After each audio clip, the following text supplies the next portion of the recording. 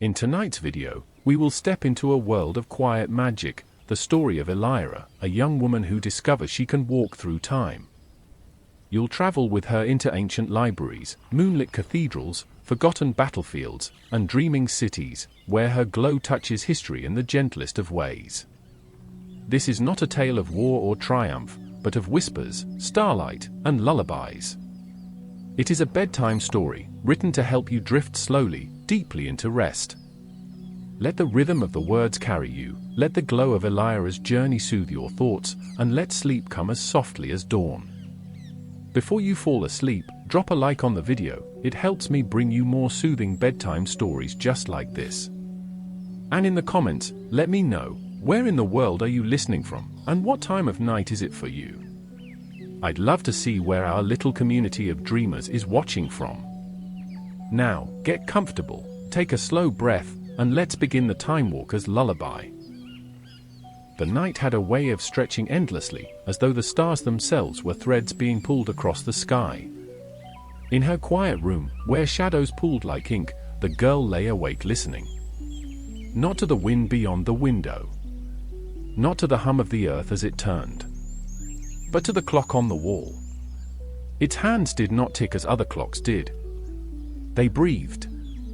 A slow, sighing sound that rose and fell like the ocean. Sometimes, if she closed her eyes long enough, she could hear words hidden in the rhythm. Fragments of voices she did not know, telling her things she could not understand. Tonight, the whispers were louder. Her lamp had gone out hours before, yet the room glowed faintly, silvered by a light that had no source. It gathered around her like a blanket, soft and dreamlike. She sat up, heart unsteady, and followed the sound of the clock's sigh. The face of it shimmered, glass blurring into a pool of shifting reflections. For a breathless moment, she thought she saw another room beyond it, candlelit, filled with people dressed in silks, their voices muffled as if trapped in water. She reached out. Her hand brushed the glass, and the surface rippled beneath her fingertips like water disturbed by a pebble. The whispers sharpened, threading into words she almost recognized. Names, dates, fragments of history she had only read in books. The clock exhaled. Time bent. And for the first time, she realized it was not the clock that had been whispering all along. It was the past. A low hum filled her ears, not frightening, only deep and endless, like the earth itself was singing. The silver glow thickened, and her body felt weightless, as though she were made of moonlight and nothing more. She did not know where she was going. She did not know who waited for her. But as the air folded in on itself, carrying her into the spaces between centuries, she knew this much. She was not just a girl. She was a time walker. The mornings in her house were quiet, almost too quiet, as if the walls themselves were holding their breath. She had always thought of silence as something heavy, pressing down on her chest, but lately she had begun to notice the ways in which silence wasn't empty at all. It was full of murmurs if one only listened. The girl's name was Elyra. She carried it lightly, as though it had been given to her in a dream she half remembered. People often called her by it without thinking, and each time she heard it, she felt the name ripple across her skin like a secret. She lived in a house with too many clocks.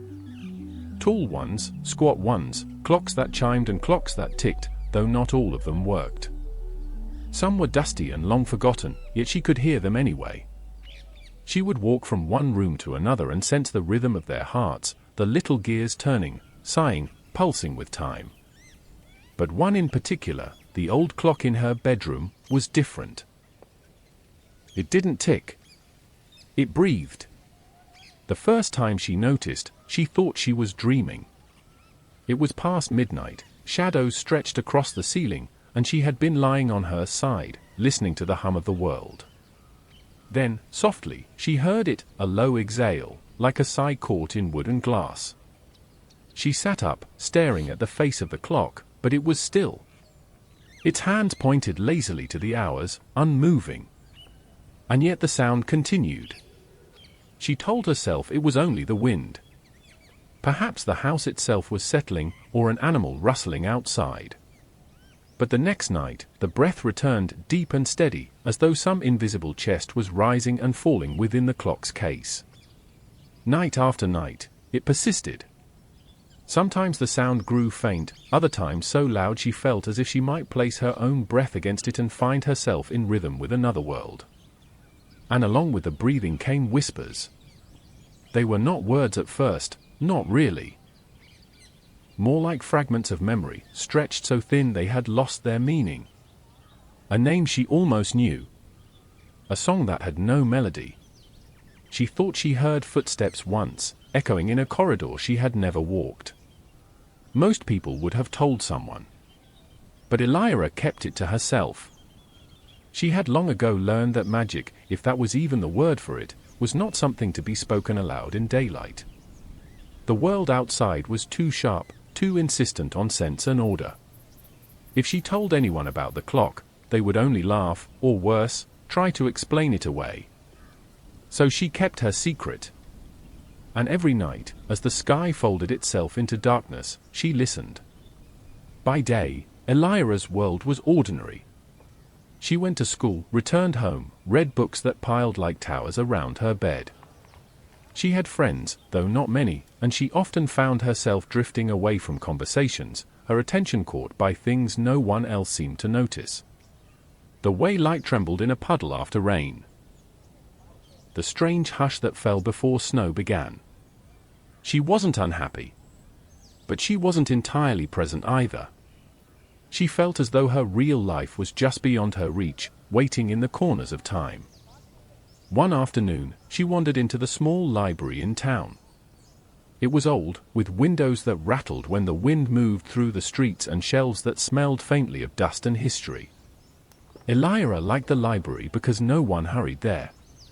The hours seemed to slow, wrapping themselves gently around the visitors like shawls. She drifted toward the back, where books leaned heavily against each other as though too tired to stand. Her hand brushed a spine, then another, until her fingers caught on a volume that seemed wrong. It was wedged too tightly, almost as if it had grown into the shelf itself. When she tugged it free, a puff of dust rose into the air, swirling in the weak sunlight. The book was bound in faded leather, its cover cracked, the title barely legible. But when she opened it, her breath caught. The handwriting inside was hers.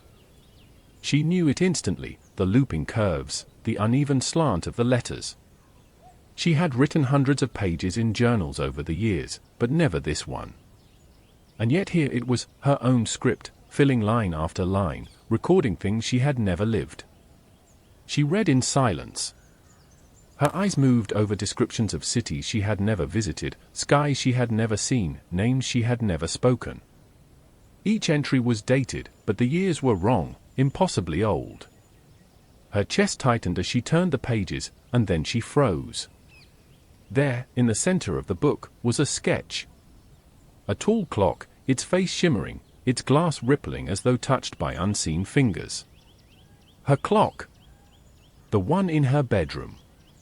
Her hands trembled as she shut the book, clutching it against her chest as though it might vanish. She returned home with it hidden in her bag, unable to think of anything else. The rest of the day passed in a haze. Her mother speaking, the phone ringing, the television flickering, but none of it seemed real. Only the book felt real, heavy and warm against her ribs. That night, she placed it beside her bed. The clock was already breathing when she lay down, steady and slow. She opened the book again, turning to a page she hadn't yet read. Her eyes traced the words carefully, each one unfolding like a spell. When the clock exhales, time bends. When you touch the glass, the past will open. But beware, for the past does not forget. Her throat tightened. She glanced at the clock. Its hands gleamed faintly in the dark, though no light touched them. She thought of the rippling glass she had seen once before, the sense of another room just beyond. The whisper came then, soft as silk. "Come." Her heart stuttered. She wanted to tell herself she had imagined it, but she knew she hadn't. The voice was real. The clock had spoken. Slowly, almost against her will, Elyra sat up. The air felt different tonight, thick with a glow she couldn't explain. She reached out with trembling fingers. The glass was cool at first. Then it pulsed, like a heartbeat beneath her touch. A ripple spread outward. She leaned closer, the book still clutched in her lap, and the world shifted. The air folded in on itself, pulling her through. She had no time to scream, no time to wonder, no time at all. There was only the breath of the clock, and the weightless sensation of falling, not downward, but sideways, through layers of unseen fabric. And then, nothing. Nothing, except the steady sound of her own heartbeat and the certainty that when she opened her eyes again, she would not be home. At first there was no light. Only the sensation of drifting, as though Elyra had slipped into a river that carried her without water, without sound. The air around her trembled like glass being touched by a fingertip. She reached out instinctively, but her hand met nothing. Only layers of unseen fabric folding, parting, then closing again behind her? It might have been a moment. It might have been 1,000 years. Time had no shape in that place, only movement. She felt herself expanding, dissolving into strands of brightness and shadow, until she was not entirely sure where her body ended and where the air began. Then, slowly, colors bled through the darkness. A flicker of gold. A hush of blue. The faintest glimmer of firelight. Elyra's breath caught as the void around her softened, opening like curtains at the edge of a stage. The world solidified beneath her feet, cool stone pressing against her soles. She opened her eyes. She was standing in a courtyard, wide and echoing, beneath a sky glittering with lanterns. Stone arches rose around her, carved with symbols she did not know. People moved through the courtyard in flowing garments, their laughter hushed, their movements unhurried, as though they were part of a ceremony she had arrived too late to understand. No one looked at her. For a long moment, Elyra could not move. The book was still in her hands, heavy and warm, but its pages now glowed faintly as if lit from within.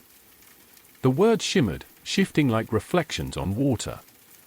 She dared not open it. Not yet. Instead, she turned in a slow circle. At the far end of the courtyard, a great mirror stood against the stone wall. It was tall enough to reach nearly the height of the arch above it, framed in bronze that seemed to ripple with its own light. Unlike ordinary glass, its surface was not fixed. It shifted as though made of liquid, glimmering with faint images that appeared and vanished too quickly to catch. The people around her did not approach it.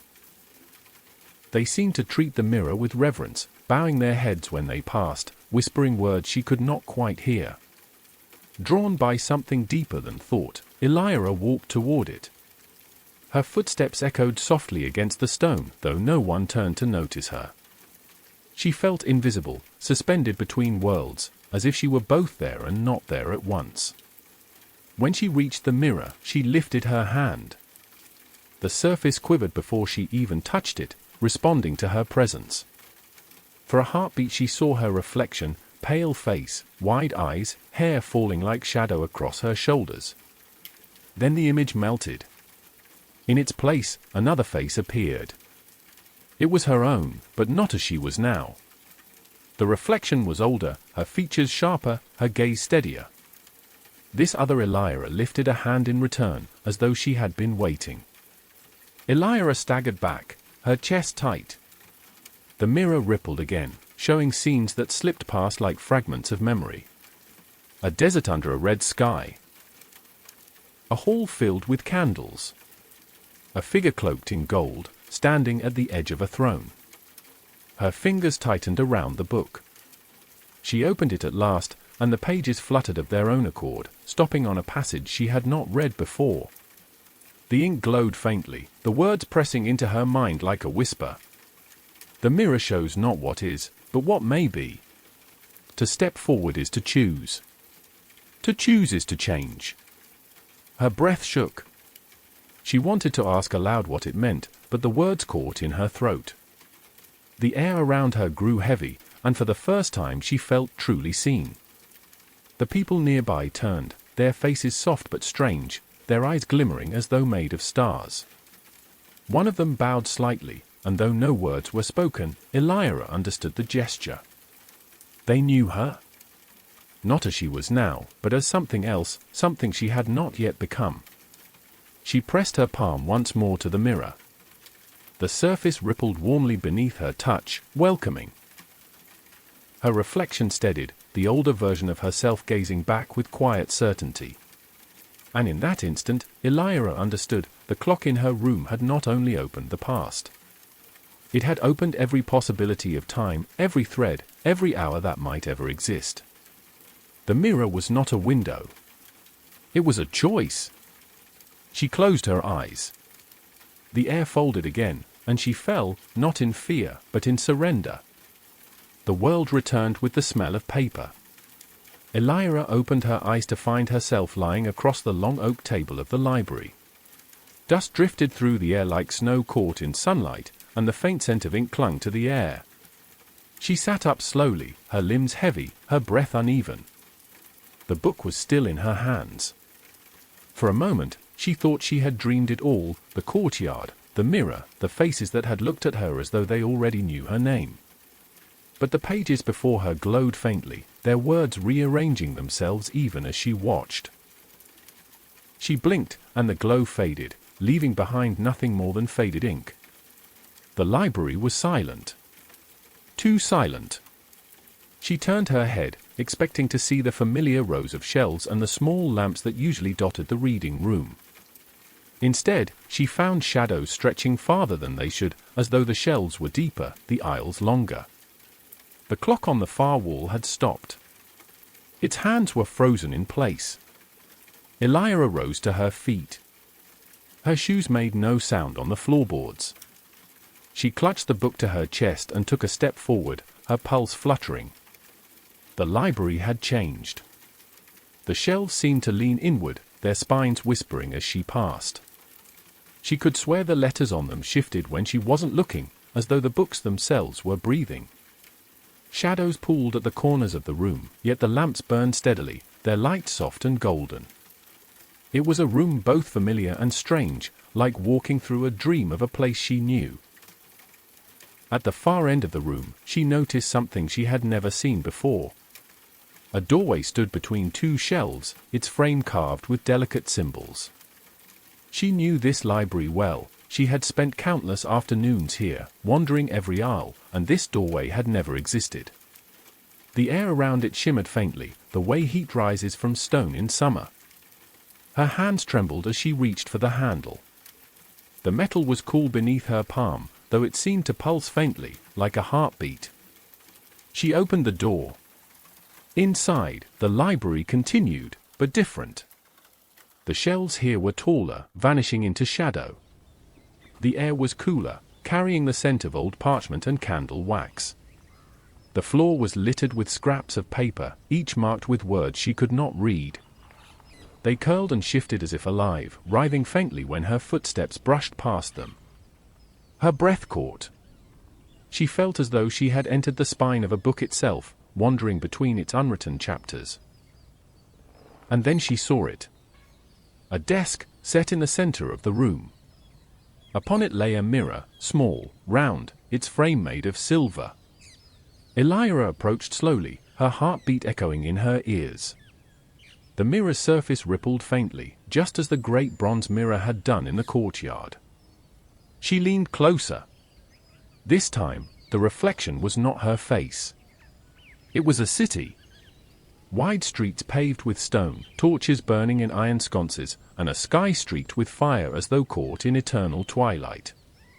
She could hear faint sounds drifting from it, voices chanting, footsteps on stone, the crackle of flames. She drew back, her hands tightening around the book. Her own reflection returned for a heartbeat, her eyes wide, her face pale. And then the mirror went dark, its surface smooth and still once more.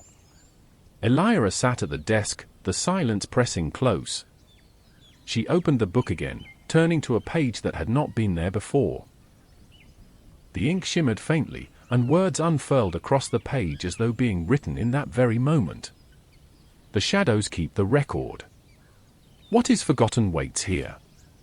The library is not only of books, it is of time. She traced the letters with her fingertip, her throat tightening. The words vanished beneath her touch, leaving the page blank once more.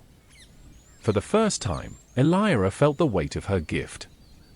It was not a dream, nor a passing vision. It was real. The clock, the mirror, the courtyard, even this hidden chamber, they were pieces of something larger, something older than she could imagine.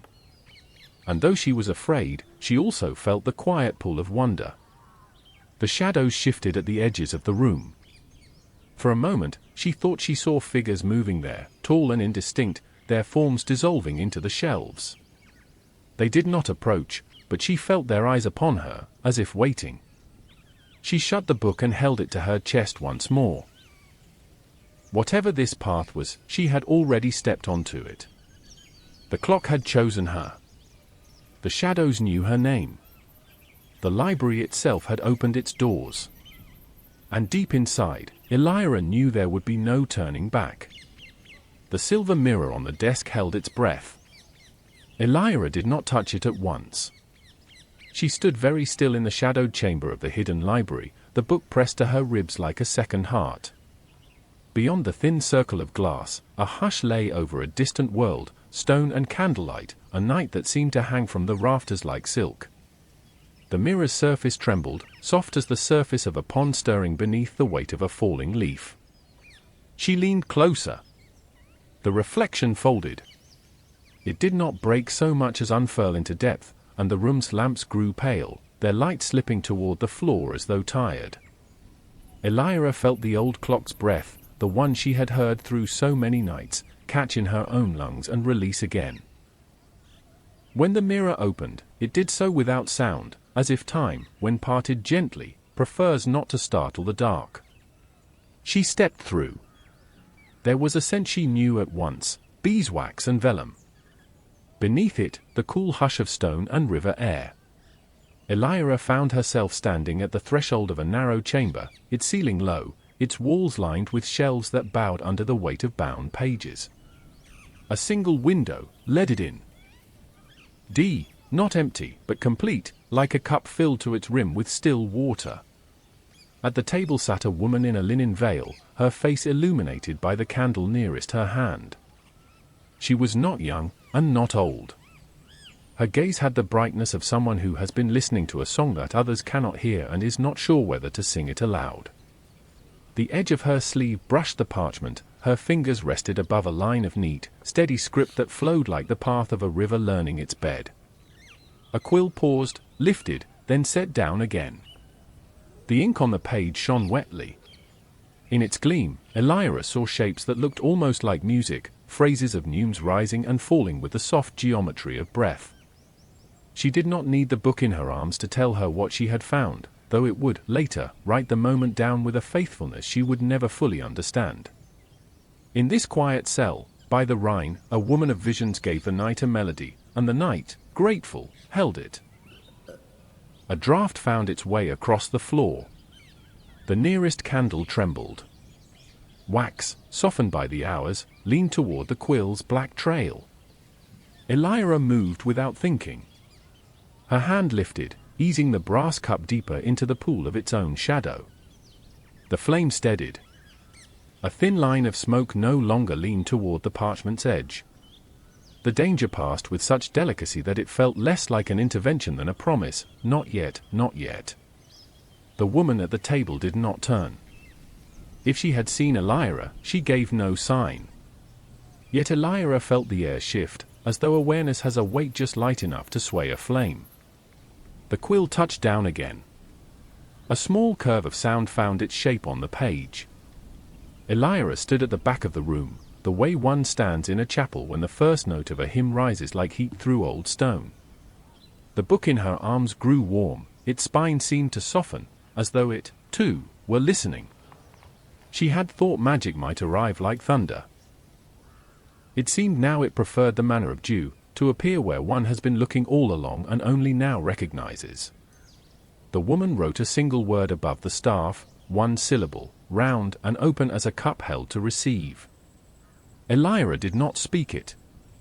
She only felt it as a shape in her mouth, a vowel that emptied and filled the lungs in the same instant.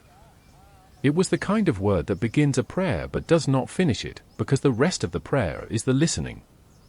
Somewhere beyond the walls, a bell turned in its sleep and didn't wake. Elyra's eyes adjusted to the chamber's slow light.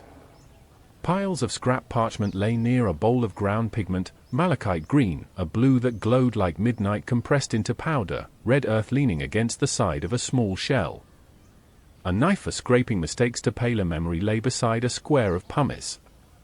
On a shelf, dried sprigs of rue and sage gave off the faintest scent, as if thought itself could be strengthened by a garden's breath. Her hands remembered how to be still. The library in her town had taught her the discipline of quiet, but this hush felt older, woven from threads drawn through decades rather than days. If she moved too quickly, she feared she might tear it. The woman lifted her head at last, not in surprise, but as if a note had changed key somewhere just out of sight. Her eyes remained on the page. The quill hesitated above the line and then descended again, listening for the path the ink wished to take. Elyra watched as symbols rose one after another, a hill of sound, a valley, a small bridge between breaths.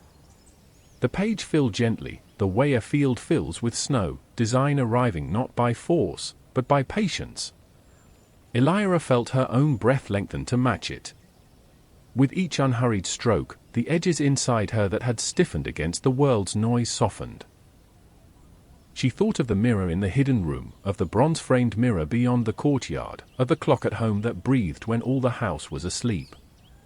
It seemed to her that time was not a straight road but a garden, and that she was learning the paths by their sense. A moth folded and unfolded its pale wings near the candle. The woman reached for a second quill, its tip fine as a single hair. With a dip into the blue, she traced a quiet initial, a letter that rose like a morning star. The pigment caught fire with the candle's light. The blue was not merely color, it was a decision to believe in brightness even when all the night presses close. As the letter rounded toward completion, a shiver passed along the parchment. Not a tremor in the page itself, but in the air above it, as if a thought, half-born, had brushed the world and asked permission to enter. Elyra lifted her free hand. She did not know what she intended.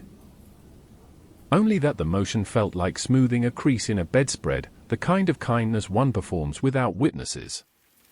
From her palm, warmth spread, not heat, but a soft radiance like milk poured into dark tea. It drifted over the table and settled into the wet blue, calming its edges, helping it to dry without bloom or streak. The woman breathed out.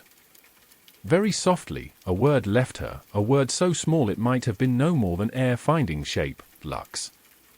Light. It was not a conversation. It was a recognition. Elyra did not answer. She let the word linger between candle and stone, an invisible ribbon stretched from the scribe's lips to the page itself.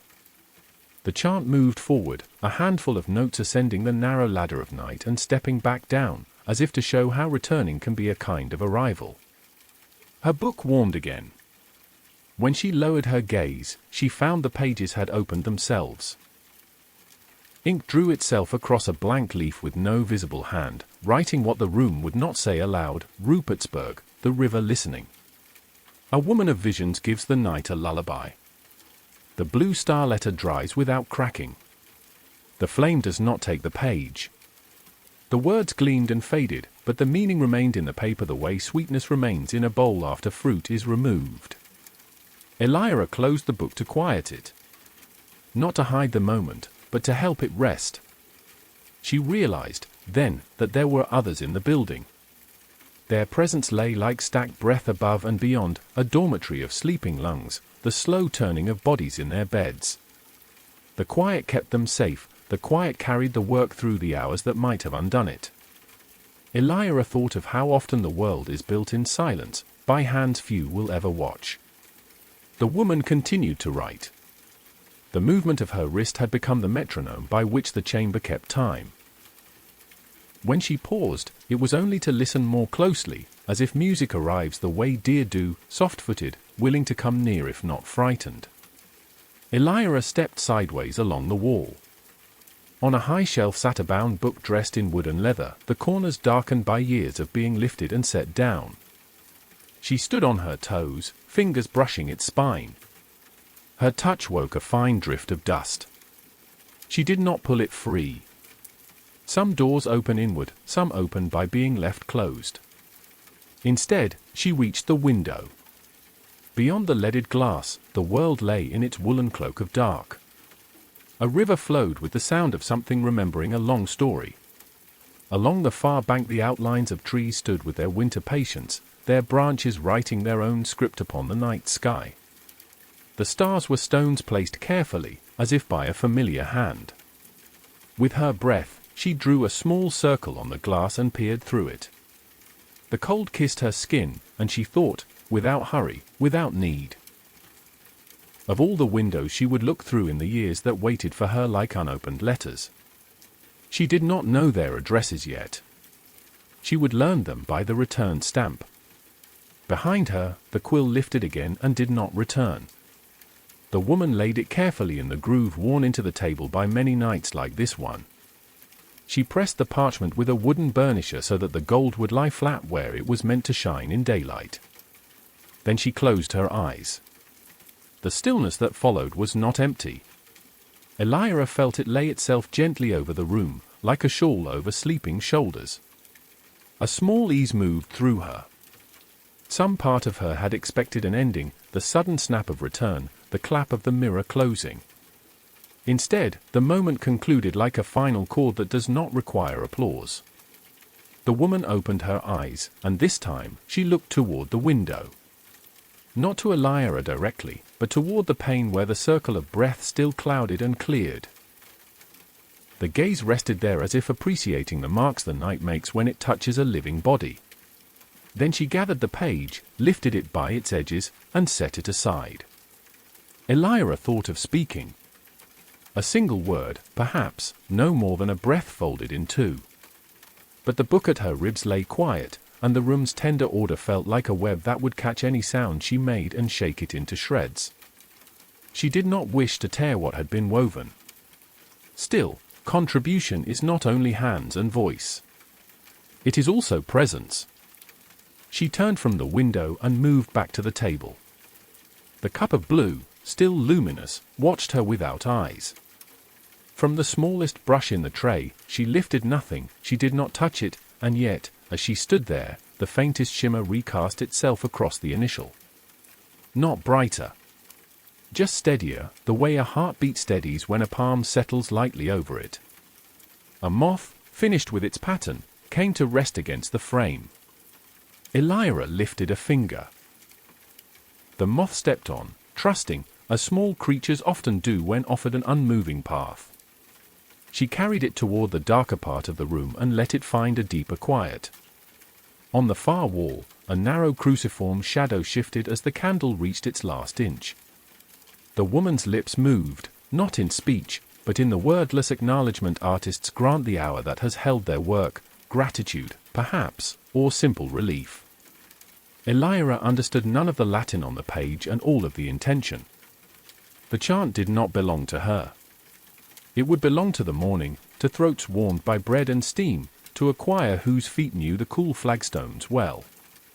To history, too, though the word history seemed too loud for such a tender thing. She would not take it. She had helped it not to burn. That was enough. The book in her arm stirred once more, and she knew without reading that it had added one more line. Some songs are born because the night is patient. The mirror thinned in the air beside the door. Elyra felt it before she saw it, the way one senses a change in weather at the edge of a field. She stepped toward it. Her body knew how to move in this grammar now, slowly, as though not to wake the letters. At the threshold, she paused. The woman had turned her attention to a second sheet. A fresh rectangle of possibility drew the either way a blank sky draws a kite. Elyra lifted her hand, not for a wave, not for a farewell, but for a blessing that required no belief to be felt.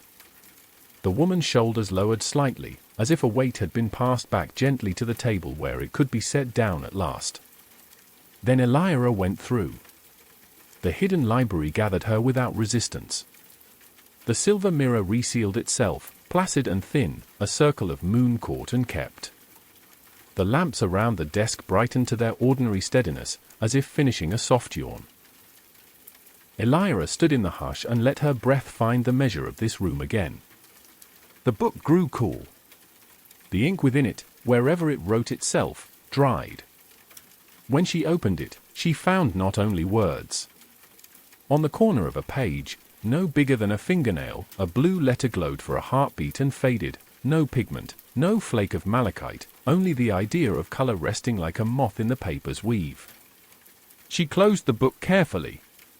For a long while, she did not move, and the room did not ask her to.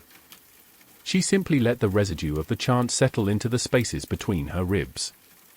The library's shadows leaned in approval. The clock that lived somewhere behind the walls released a breath she could feel more than hear. Outside, the world would be carrying its own clocks through their waking hours. She would rejoin them soon. But there was a change now, a slender difference that felt like silk under the fingertips. She had stepped backward in time, and the past had not been a stage but a room. A room where her presence had mattered in the smallest possible way, and perhaps that is the only way it ever should matter. When she finally left the hidden doorway and returned to the old familiar aisles, the ordinary library accepted her with the dignity of a well-folded coat. The public reading room breathed its steady afternoon breath. Somewhere, a page turned. Somewhere, a radiator clicked gently, as though counting. Elyra slid into her usual seat. She placed the book before her, palms against its cover, and bowed her head the way one thanks a stranger for kindness at a threshold. No words. Just the acknowledgement that the thread had been taken up and would not be dropped. That night, when the house exhaled into silence and the clock began its slow tide, she lay awake without anxiety. The quiet did not feel like a demand to sleep or a test to pass. It felt like an invitation to listen. In the ceiling's shadowed plaster she saw again the soft glow on wet blue, the lifted quill, the moth stepping onto her finger without fear. On the edge of sleep, the book's pages flickered softly within the pillow's shadow. Elyra did not open them. She did not have to. She knew by the steadiness in her chest that if she reached for the mirror it would open. And if she did not, the night would hold her anyway, spacious and unafraid, as a cloister holds a candle so the wind cannot. She fell asleep to a melody she could not hum in daylight, not because she would forget it, but because some songs belong to the dark, where they hold the corners up and keep the roof gentle. The chant braided itself with the sound of the breathing clock and the faint memory of the river speaking without words. When she woke, there would be a thin blue echo in the day, and she would carry it through the errands of morning the way one carries an unread letter against the heart. The mirror would wait. The past would be ready. And Elyra, without hurry, would learn how to step again, deeper, farther, softer, until she understood that time is a garden, and her gift is not to build it, but to tend what blooms where no one else is watching. The dream opened with the sound of drums. Elyra stood at the edge of a vast plain, the earth beneath her feet dark and warm as though it had been kissed by fire. The night above was a vault of stars, thousands of them, brighter than she had ever seen from her window at home. Their light shimmered in threads, weaving invisible patterns across the black sky. She turned, and the plain was not empty. Hundreds of figures moved together in slow, measured rhythm, their bodies swaying with the beat of the drums. Their torches flared in arcs of gold, and when they lifted them high, the flames bent toward the heavens as though answering a silent call. The air smelled of smoke and cedar. Sparks rose upward like fireflies, merging with the constellations. Elyra drew a slow breath, her skin tingling as if the night itself were alive against her. The book in her hands trembled. It opened of its own accord, its pages fluttering in the breeze until it settled on a passage she had not yet read. The words shimmered faintly, as if written in starlight. When the people call the fire, the sky listens. When the sky answers, history begins again. She closed the book softly, holding it against her chest. She knew without question that she had stepped into the heart of an ancient celebration, one older than memory, one that would linger long after its details were lost. The figures moved in circles around a towering pyre at the center of the plain. It was built from great logs stacked carefully, bound with ropes, crowned with branches tipped in fragrant herbs. Already the base burned with steady flame, but the crown had not yet caught. Elyra felt the anticipation in the air. It was not only fire that the people called for.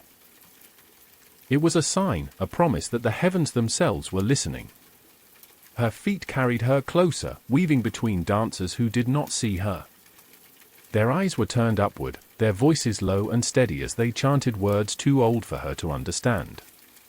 Yet the rhythm pulsed through her, as if her own heart had been caught in their beat. At the base of the pyre, a child knelt, trying to coax the flame higher with a bundle of herbs. The smoke curled, reluctant. Elyra saw how the wind turned away, how the flame shivered but would not climb.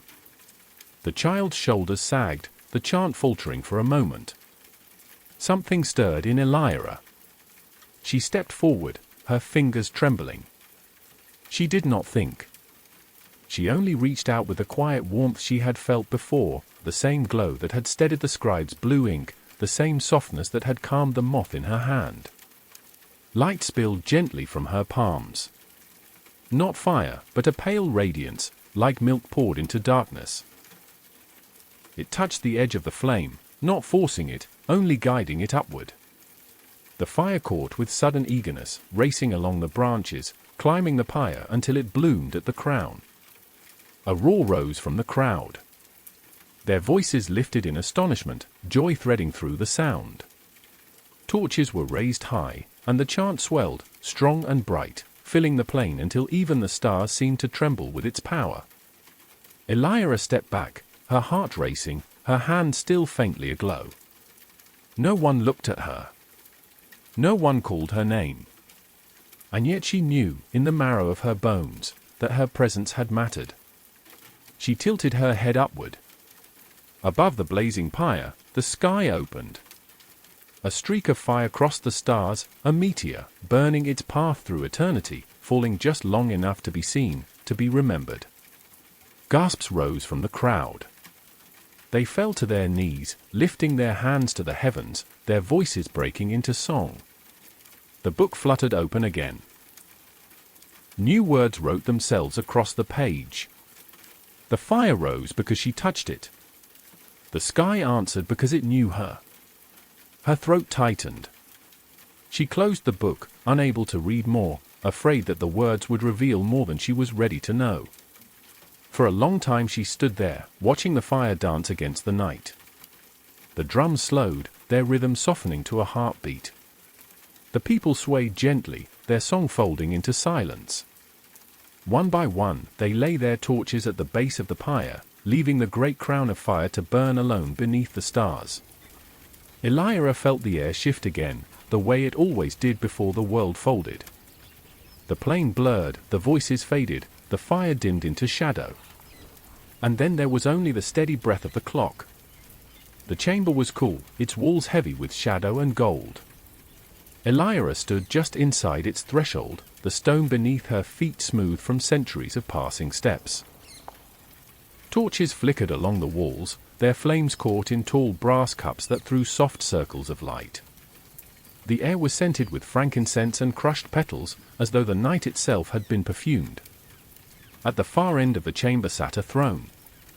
It was carved from dark stone, its back rising high, its arms wrapped in the shapes of lions. And upon it sat a woman. The queen. Her face was calm, carved with the stillness of marble. Her eyes, dark and watchful, seemed to take in everything yet reveal nothing. She wore no crown, only a circlet of beat. Into golden bowls, fanned her with plumes of ostrich feathers. None spoke. None dared break the hush that seemed to radiate from the throne itself. Elyra felt her breath catch. She had seen paintings of rulers in her history books, faces flattened onto canvas, names carried like banners through time. But this was different. This was not an image. This was presence. The book in her hand stirred. It opened itself, pages fluttering until words gleamed faintly in the candlelight. She who is remembered for silence holds the weight of empires in her gaze. What she does not speak will echo longer than what she says. Elyra lifted her head again, studying the queen. She did not need to be told who this was. She knew. Cleopatra, the last pharaoh of Egypt, the woman who had bent history with her choices, her alliances, her silence. The queen's eyes turned. For the first time, Elyra felt seen. The gaze that met hers was not startled, not questioning. It was calm, steady, as though the queen had expected her all along. Elyra's chest tightened. She wanted to bow, to speak, to whisper anything at all, but her lips refused to move. The silence deepened. In that silence, Elyra understood something: the queen was not mute. Her silence was a choice, an instrument sharper than any sword. In this moment, she held the court not with words, but with stillness. And it was enough. A servant approached the throne, carrying a scroll sealed with wax. He bent low, offering it. Cleopatra's hand moved, unhurried, graceful, and she broke the seal. Her eye scanned the parchment, and Elyra watched the queen's expression remain unchanged, yet she could feel the weight of decision pressing against the air. This was a moment that mattered. Elyra's hands tightened on her book. She did not know what the scroll said, only that it carried a choice that would ripple through centuries. Her breath slowed. She closed her eyes and let the warmth rise within her. The soft glow she had come to know, the gentle radiance that asked nothing but offered everything.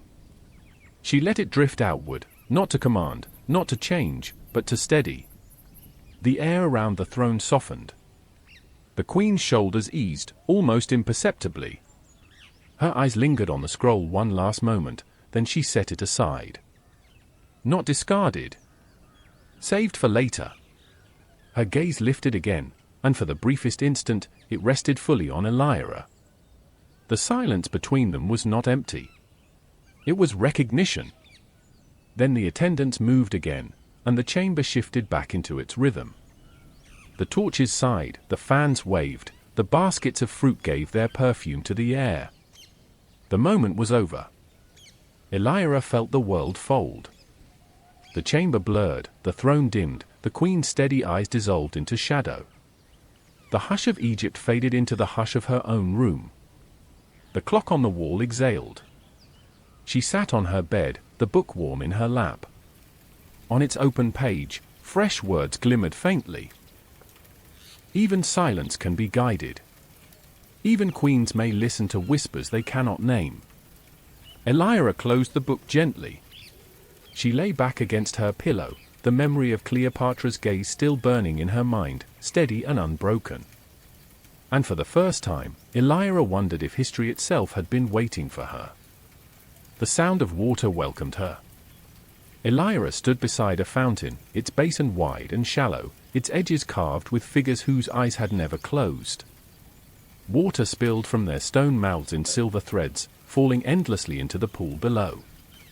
The night air was cool, touched by the scent of olive groves and smoke from distant hearths. She lifted her gaze, and the city rose around her. Rome. Columns stretched high, their shadows cast long by torches fixed in bronze holders. Marble gleamed in the starlight, pale and cold, yet alive with memory. Roads paved in heavy stone glistened faintly as if they remembered rain, though no cloud touched the sky.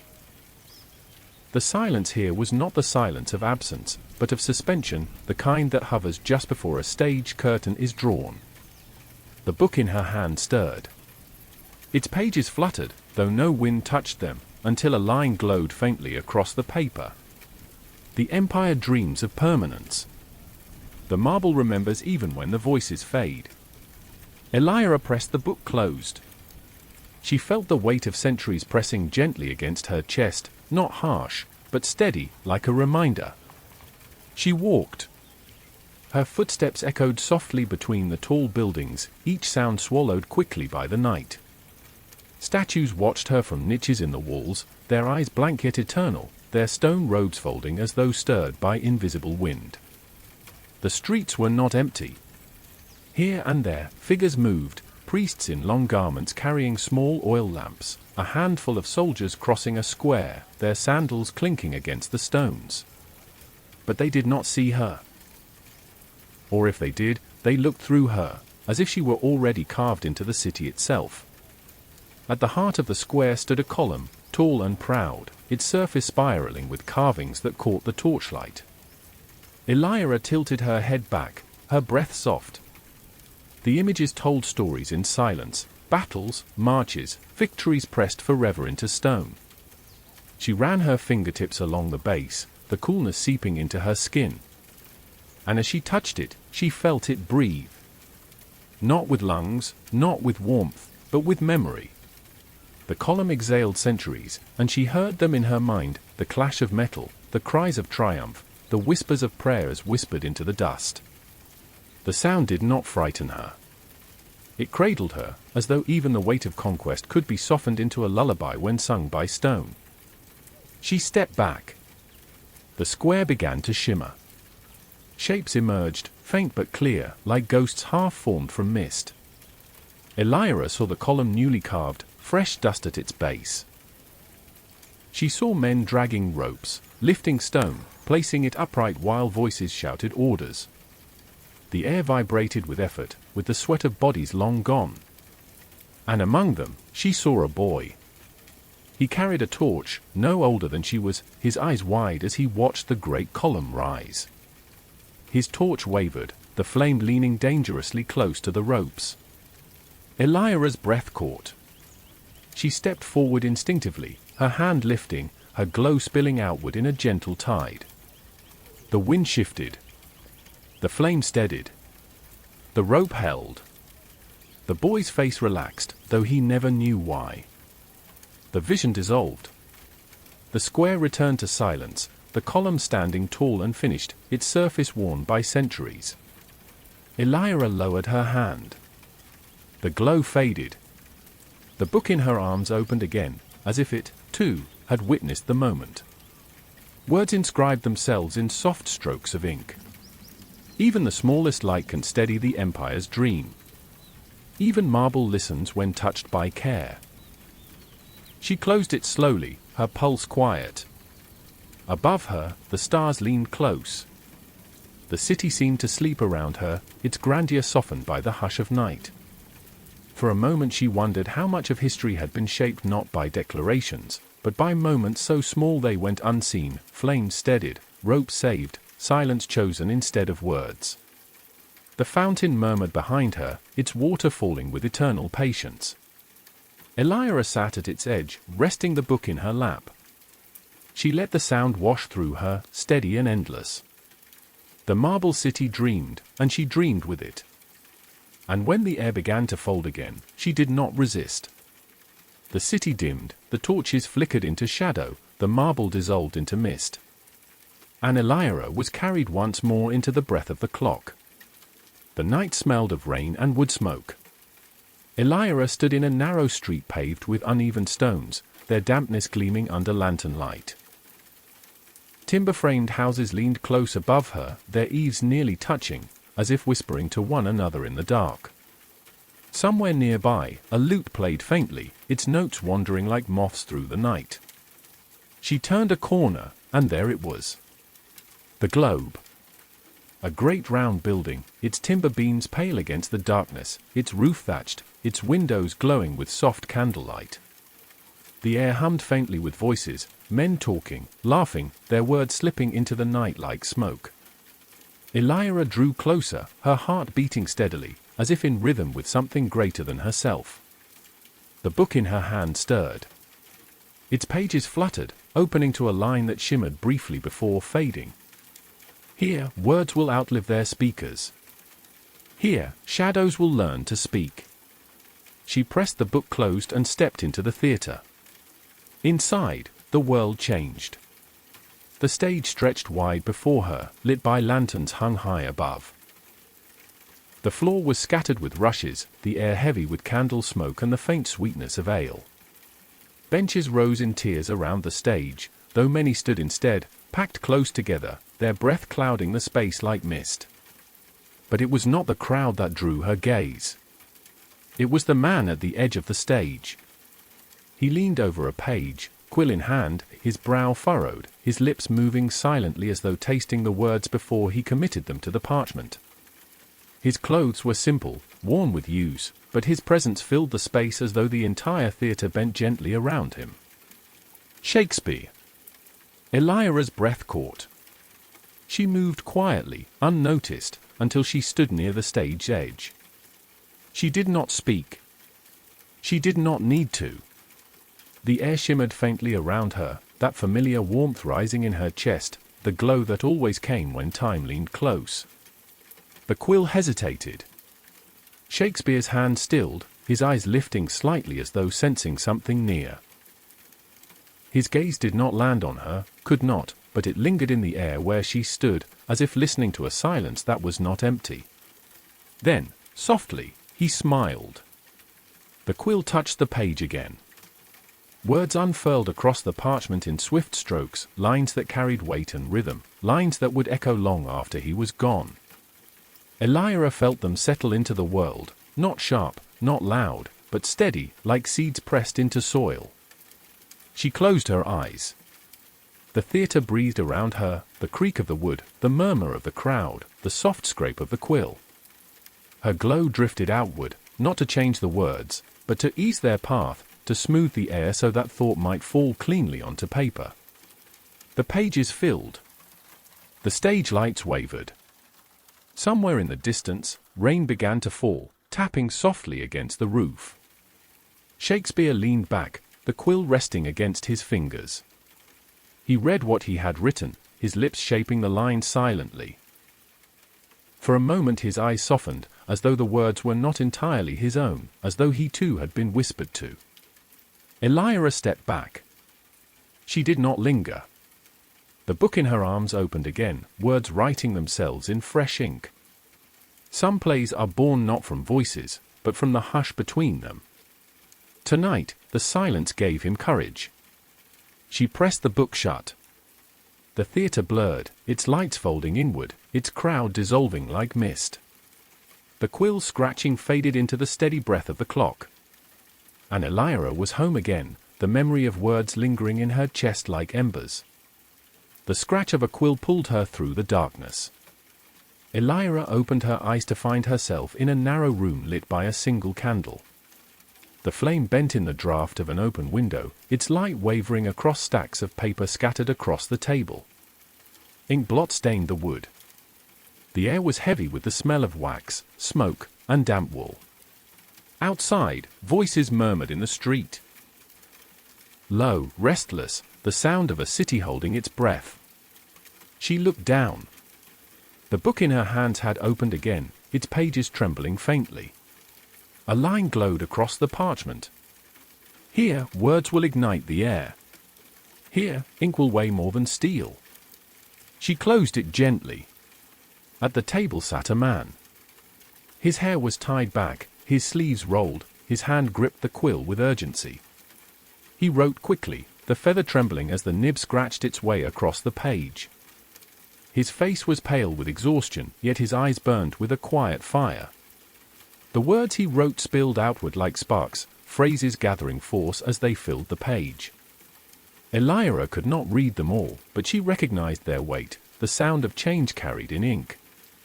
Paper surrounded him, drafts crossed out, lines rewritten, fragments torn away and left to the floor.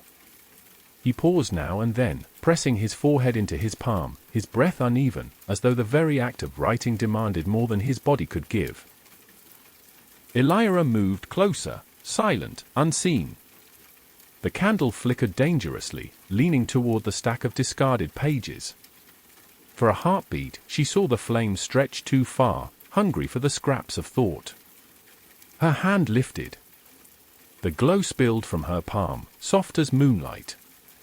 The candle steadied, its flame shrinking back into its wick, calm once more. The danger passed without the man ever noticing. But he did notice something else. His quill hesitated. His shoulders eased. He drew a breath that seemed to reach deeper than before, and when he set the quill down again, his hand moved more surely, his words flowing without pause. Elyra felt it in her chest, the moment the text found its rhythm, the way thought crystallized into something permanent. She knew she was watching a fragment of history being born, not through fire, not through battle, but through ink. The book in her arms warmed. New lines unfurled across a fresh page. The candle was steadied. The words were saved. Tomorrow, the city will hear them, and the world will shift. Elyra closed her eyes, the glow fading softly from her hands. Outside, the murmuring voices grew louder, swelling like the tide. She did not need to see the crowd to know that they, too, were waiting, listening for words that would carry them into a new dawn. The man at the table leaned back, reading what he had written. His lips moved silently, testing the phrases, weighing them. For a moment, his gaze lifted, unfocused, as though he felt the presence of something unseen, a whisper in the air, a breath at his shoulder. He smiled faintly, though he did not know why. And Elyra knew it was enough. The room blurred. The candle dimmed. The sound of the quill dissolved into the steady breath of the clock. She was carried home again, the scent of ink and wax still clinging to her. On the page of her book, the ink shimmered faintly before fading into silence. Sometimes, revolutions begin not with thunder, but with a hand that steadies the flame. The air was full of ash before she even opened her eyes. It curled around her like smoke in a dream, whispering of wood and parchment and something older, something more fragile. Elyra stirred, the book heavy in her arms, and when she lifted her head she found herself standing at the edge of a city that breathed like a furnace. Alexandria! The night sky glowed red at its heart. She walked forward slowly, her sandals scuffing against stone worn smooth by centuries of steps. The street stretched wide, lined with pillars that reached upward like pale sentinels. The air was thick, trembling with heat. Above the rooftops she saw it, a plume of fire rising, painting the stars with smoke. Her breath caught. The library. She had read of it, an ocean of scrolls, knowledge gathered from every corner of the world, wisdom preserved in fragile ink.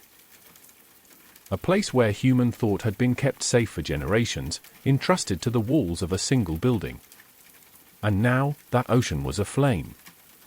The book in her hand stirred. Its pages fluttered violently, then stopped on a line that burned across the paper. Not all can be saved. Even memory has limits. But what is touched may endure. Her throat tightened. She pressed the book closed and began to walk. The streets were not empty. Men ran past her, their torches high, their shadows long against the stone. Some carried buckets of water, their shouts swallowed by the roar of the fire. Others carried swords, their armor gleaming red in the glow. The city was divided, some rushing to save, others rushing to destroy. Elyra moved unnoticed among them.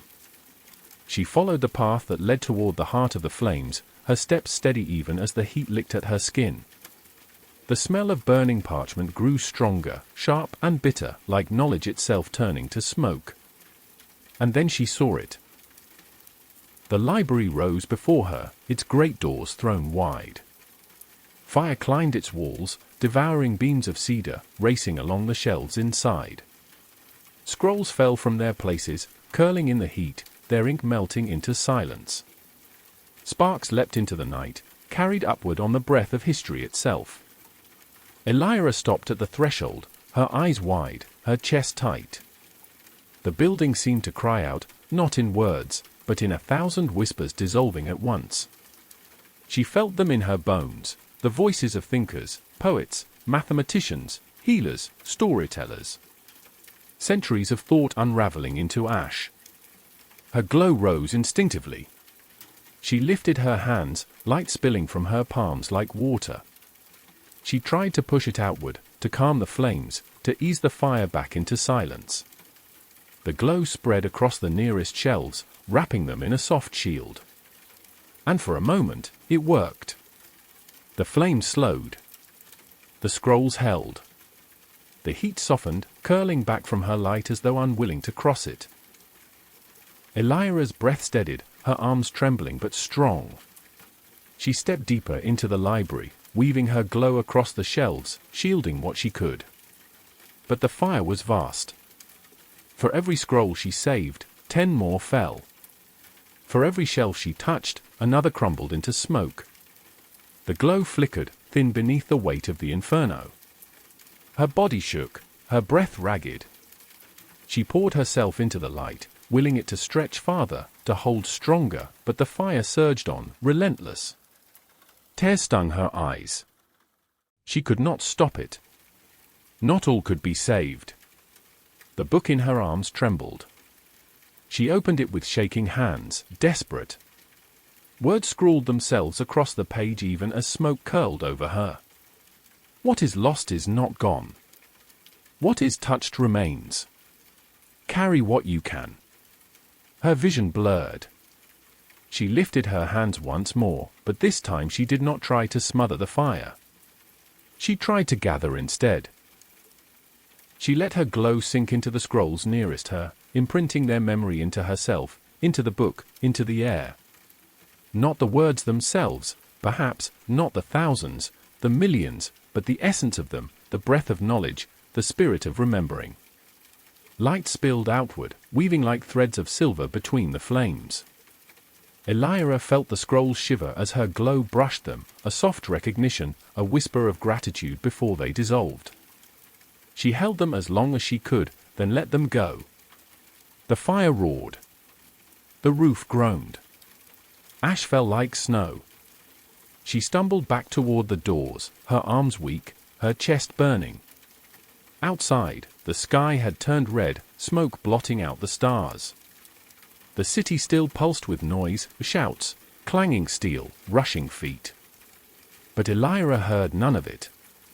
Only the whispers of the scrolls, fading into silence. She reached the square before the library and turned one last time. The building glowed like a dying star, its brilliance both terrible and beautiful.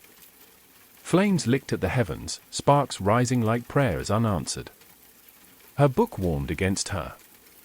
She opened it once more, and a single line glowed across the page. You carried them. They are not lost. Her tears fell onto the paper, smudging the ink. She closed. Her chest aching. She stared at the ceiling, watching the faint flicker of candlelight against the plaster. She had seen fire. She had seen loss. She had felt the limits of her gift. But she had also carried something with her, something she could not name, but could feel, alive inside her. The whispers of the scrolls. The breath of knowledge. The certainty that memory, once touched, could never be entirely destroyed. She closed her eyes. And in the hush of night, as the clock exhaled, she whispered back, I will remember. The wind found her before the light did. It combed through tall grass with a patient hand, nudging blades into a low silver tide.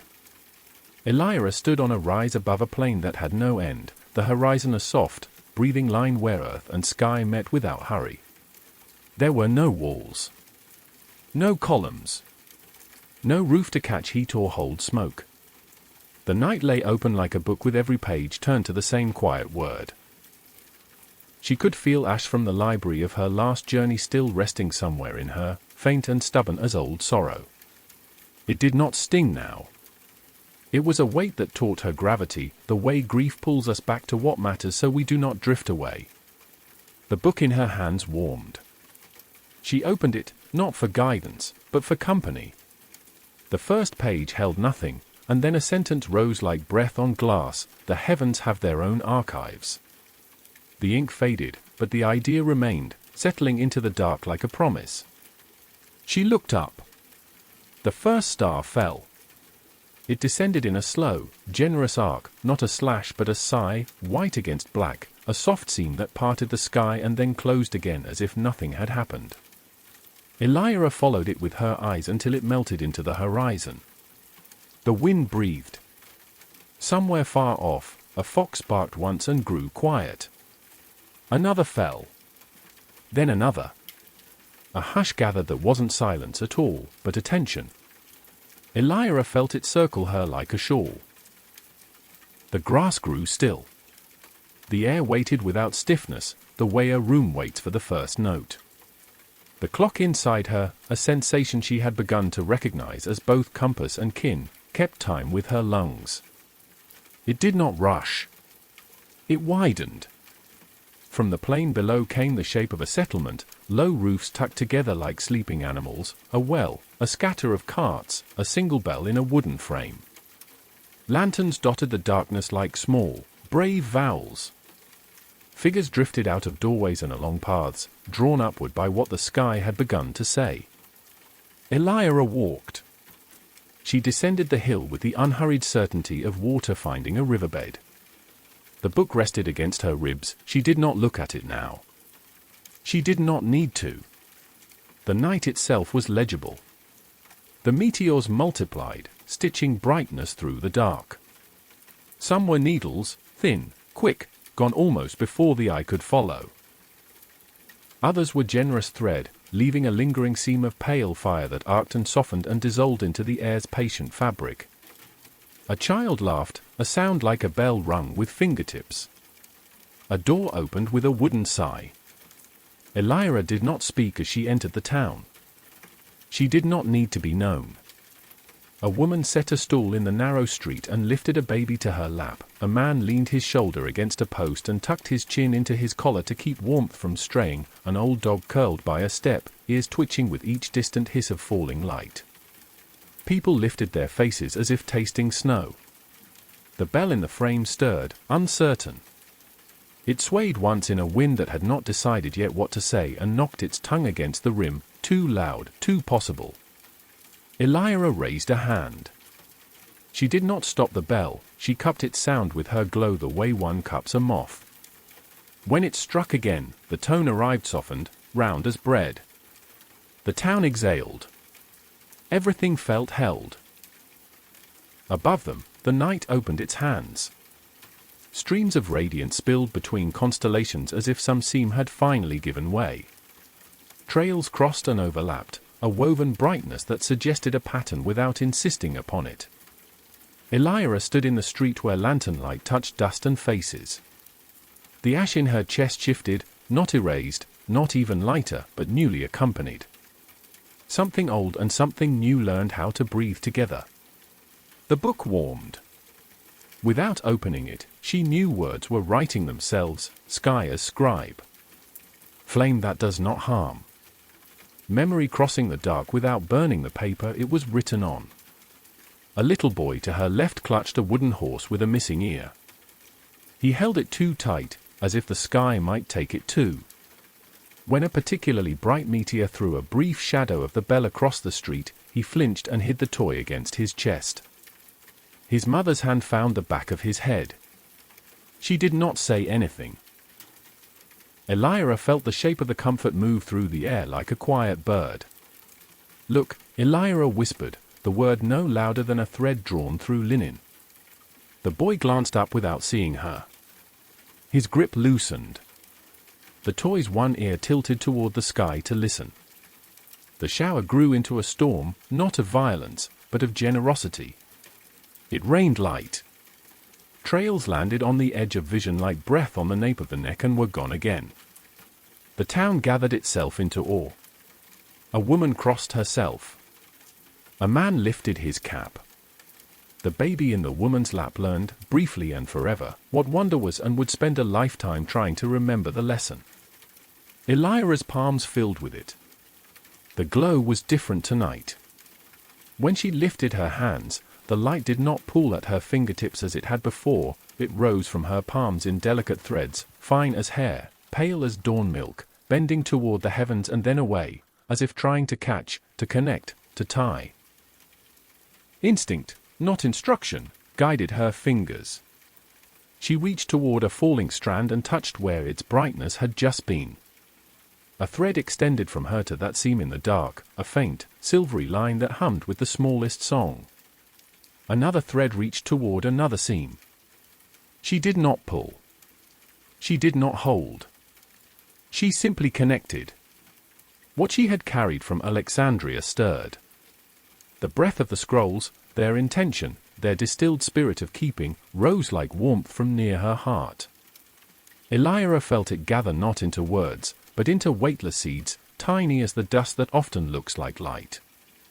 One by one, they lifted through her chest along the threads and settled into the sky's braided brightness, not to be read, but to be felt whenever a living body tilted its face toward falling light. She did not save texts. She sowed the night. For a long stretch of soft time, she worked without moving. The town around her remained itself. Footsteps, breath, the quiet shifting of wool, but the air over the roofs became a loom. Elyra's thread showed her where to tend. Here, the memory of a lost map tucked into brightness so that future wanderers would find their feet. There, the scent of an herb impressed upon a seam for a far-off healer to smell when uncertain. Elsewhere, a notion about numbers left like a pebble in a pocket to be discovered by a child who would never know why counting felt like music. Her fingers grew tired and then forgot how to be tired. The glow learned the curve of the work. All around her, meteors spooled and dissolved, the sky a friendly storm. A man somewhere began to hum and did not know he was humming. The tune bowed to the falling light and then straightened itself. The book opened despite her hands being full. Pages turned without being touched. Not ink now, but dust lay upon them, stardust, impossibly fine, granting the paper a soft sheen like the inside of a shell. Where the dust settled, faint marks appeared, not letters exactly, but the suggestion of letters, their memory. Elyra felt gratitude move through her, not for what was lost, not for what hurt, but for the chance to carry. A lantern near the well guttered and leaned toward tinder. A woman reached to catch it and would have burned her wrist. Elyra's thread drifted down and steadied the wick. The flame, grateful, tucked itself back in. The woman shook her hand anyway, the echo of a pain she did not feel passing lightly through her. There was one meteor that arrived unlike the others. It did not right itself across the sky and fade. It came low and slow, as if the night were returning something it had borrowed. It shifted from white to a warm gold, grew quieter as it neared, and then fell beyond the far field with a sigh that sounded, to Elyra's ear, like the closing of a book after a long chapter read aloud. No one screamed. The town did not rush. They watched the small glow on the horizon dim to a nap and then to a memory. The baby fell asleep with its mouth open, a star the size of a pinprick resting on the soft of its tongue and then dissolving into breath. Elyra walked toward where the meteor had landed. The grass there was bent into a gentle whirl. In the center, heat sat above the earth like a thought not yet spoken. A small, dark stone lay there, dull and ordinary as any river rock, except for the way it exhaled now and then the faintest thread of cool, as if telling the ground a story it had carried a very long way. She crouched. The stone was not hot. It was not cold. It felt like the place between, the comfortable coolness of a windowsill at dawn before the day chooses to be warm. She placed her palm over it. A thin line of light climbed from beneath her hand to her wrist and then faded. "Come," she whispered, though she did not need to say it. She did not lift the stone. It lifted itself up to meet her skin without being heavy. She set it on the open page of the book. The paper cupped it, the way a palm does when a bird chooses to stand there for a heartbeat. In the town behind her, the meteor slowed. The sky does not storm forever, it rests, too. The last few trails were almost conversational, a few kind words exchanged before good night. The wind resumed, remembering grass and rooftops and corners. The bell in its frame was quiet. Elyra returned. On her way, she passed a young girl sitting on a step with her chin on her knees, watching the tail end of the shower with the steady gravity of someone who saves wonder in jars only she can see. The girl's braid had loosened, a ribbon lay beside her like a line underlined twice. Elyra paused. The ribbon lifted and tied itself again, not tighter, just kinder. The girl touched the bow as if confirming a decision she hadn't made. "Thank you," the girl breathed to the night, and then she smiled at the sky the way children do when they forgive it for being too large. Elyra's threads thinned and drew back into her palms. She did not force them to return. They found their own way home, satisfied, as cats return when the work of watching is finished.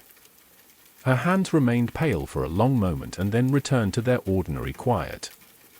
She stood once more in the center of the street.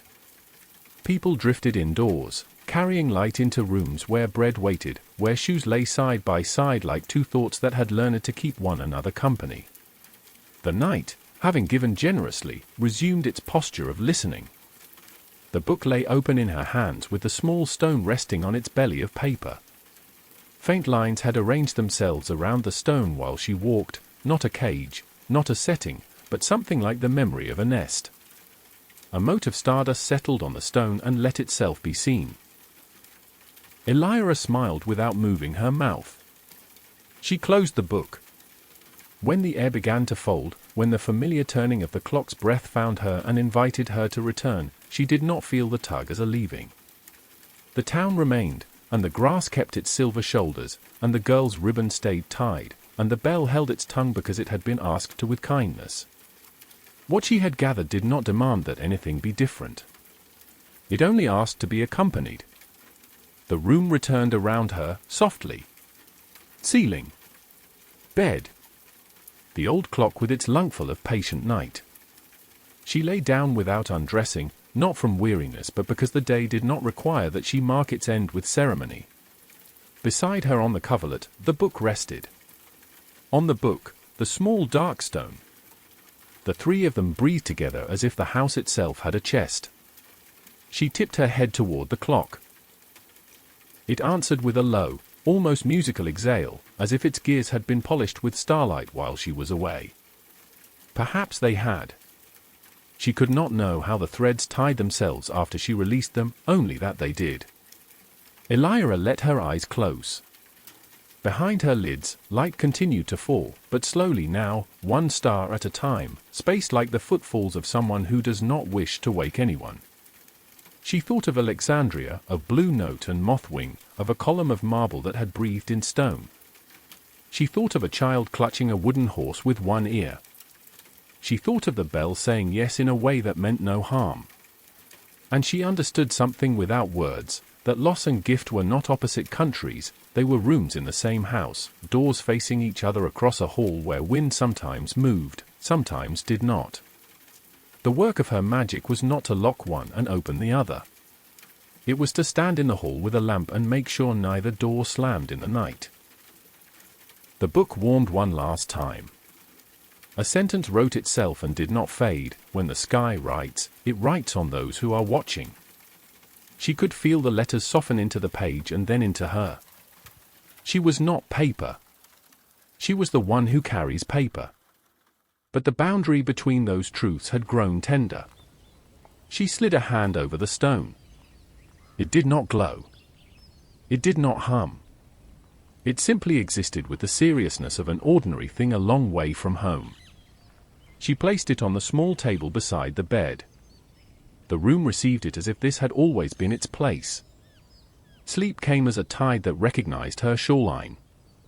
As it reached her, the clock breathed, and in that breath she thought she heard a night field turning its face upward, 1,000 small sounds of astonishment, and the thinnest thread of music traveling a very long way to find the exact roof where it was most needed. She smiled into the dark. The wind moved through the eaves. The house made the kind of sound a person makes when they are finally, mercifully, allowed to rest. The world returned in graphite and chalk. Elyra stood in a chamber dimly lit by a single oil lamp, its flame leaning low, casting long shadows across the stone walls. The air was thick with the scent of paper, of ink, of something metallic warmed by touch. Sheets of parchment were scattered in every direction, tacked to the walls, stacked in uneven piles, curled against the floor. Each one carried sketches, wheels, wings, gears, bridges, birds. The room was an orchard of impossible ideas, each sheet a branch heavy with fruit not yet ripe. At the center of the room sat a man bent over his work. His hair fell in silver curls around his face, and his hand moved quickly, a quill scratching with the intensity of a storm. His other hand rested upon a small wooden model, an intricate spiral, delicate as a seashell. He studied it, turned it, then returned to his page, his eyes bright with unspoken questions. Leonardo. Elyra knew his name without being told. The room itself whispered it, as if each parchment bore not only sketches but the echo of its maker. She stood still, her breath caught, watching him move. The book in her arms stirred. She opened it, and across the page appeared a faint inscription. Some dreams are too large for a single life. They wait for centuries to find their wings. Elyra's glow rose gently, not summoned, but offered. She lifted her hand, letting the soft radiance spill across the sketches on the table. The ink shimmered faintly beneath it, the lines lifting from the page as though they wanted to rise into the air. Leonardo paused. His quill hovered. He looked up, his eyes narrowing, as though sensing something beyond the reach of sight. He tilted his head toward the air where Elyra stood, listening to silence as if it were a voice. Then, slowly, he smiled.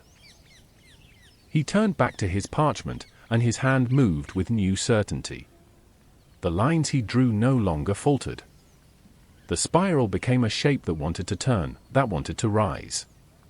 His eyes glimmered with quiet wonder, though he did not speak, though he could not see her. Elyra stepped closer. She touched lightly the corner of another sketch, a bird in flight, wings outstretched, ink lines curved with longing. Her glow brushed it, and the bird shivered, rising just barely from the page, as if testing the air before sinking back into parchment. Leonardo's breath caught. He reached for the page, tracing the wing with his finger. For a moment, his gaze lifted again, not outward, but inward, toward that place where inspiration meets mystery.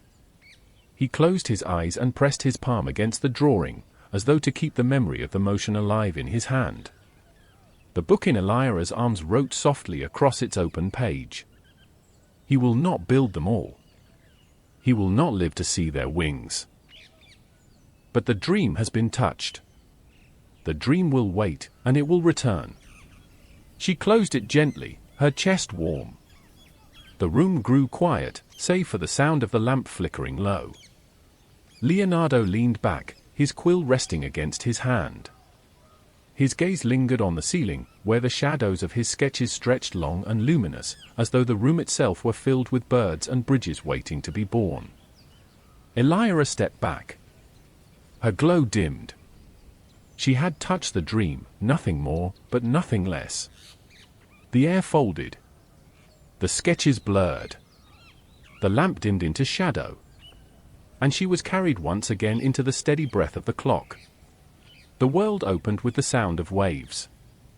Elyra stood upon wooden planks that shifted gently beneath her feet.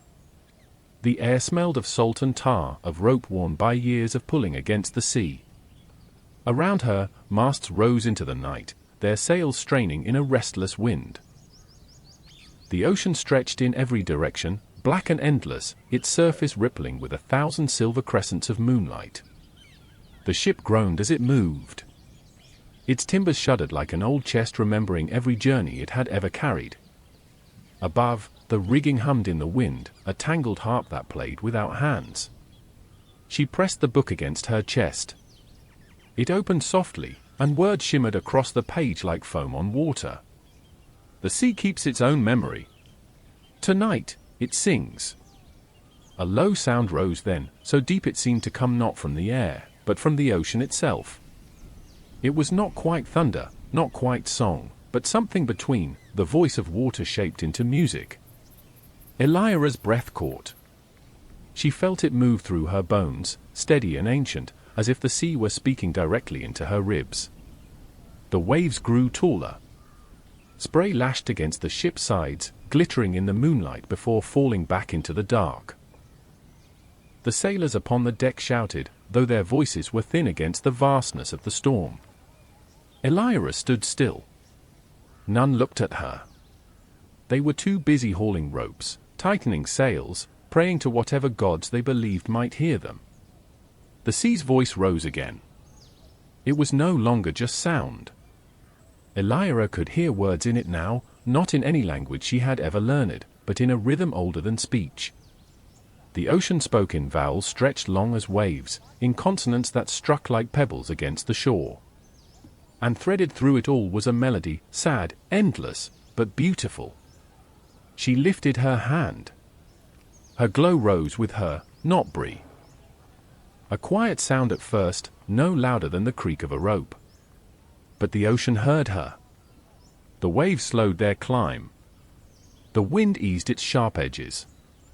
Her hum wove itself into the sea song, not overpowering it, but blending, like a harmony waiting centuries to be found. The storm shifted, no longer rage, but lament, no longer a threat, but a prayer. The sailors stopped shouting. Their hands stilled upon the ropes. One by one, they lifted their faces, listening.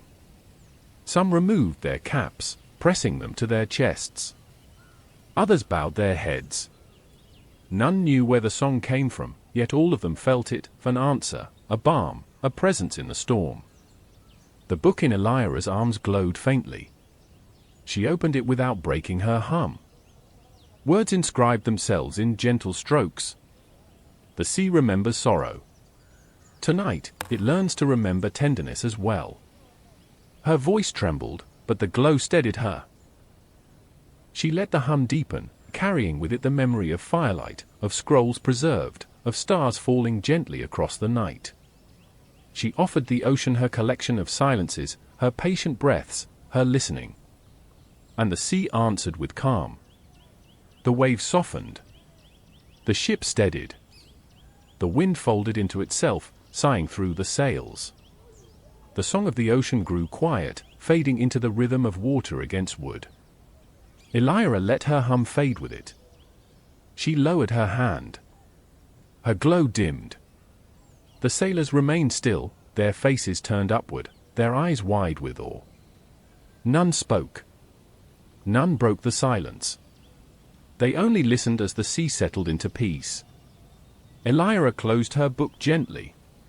She pressed it to her chest, the sound of the ocean still lingering in her ears. The world began to fold. The ship blurred, the sails dissolved, the sailors vanished into mist. The sea's voice grew distant, then silent. And Elyra was home once more, the steady breath of the clock guiding her into sleep. The air smelled of resin and cedar. Elyra opened her eyes to a chamber lit only by flame. Tall torches flickered along the walls, their light bending across hieroglyphs carved into stone, the shadows of the symbols stretching like living things. The air was heavy, still, as if sound itself were forbidden here. She stood at the edge of a ritual. At the center of the room lay a figure upon a stone bier, wrapped in linen, the careful folds gleaming faintly with oil.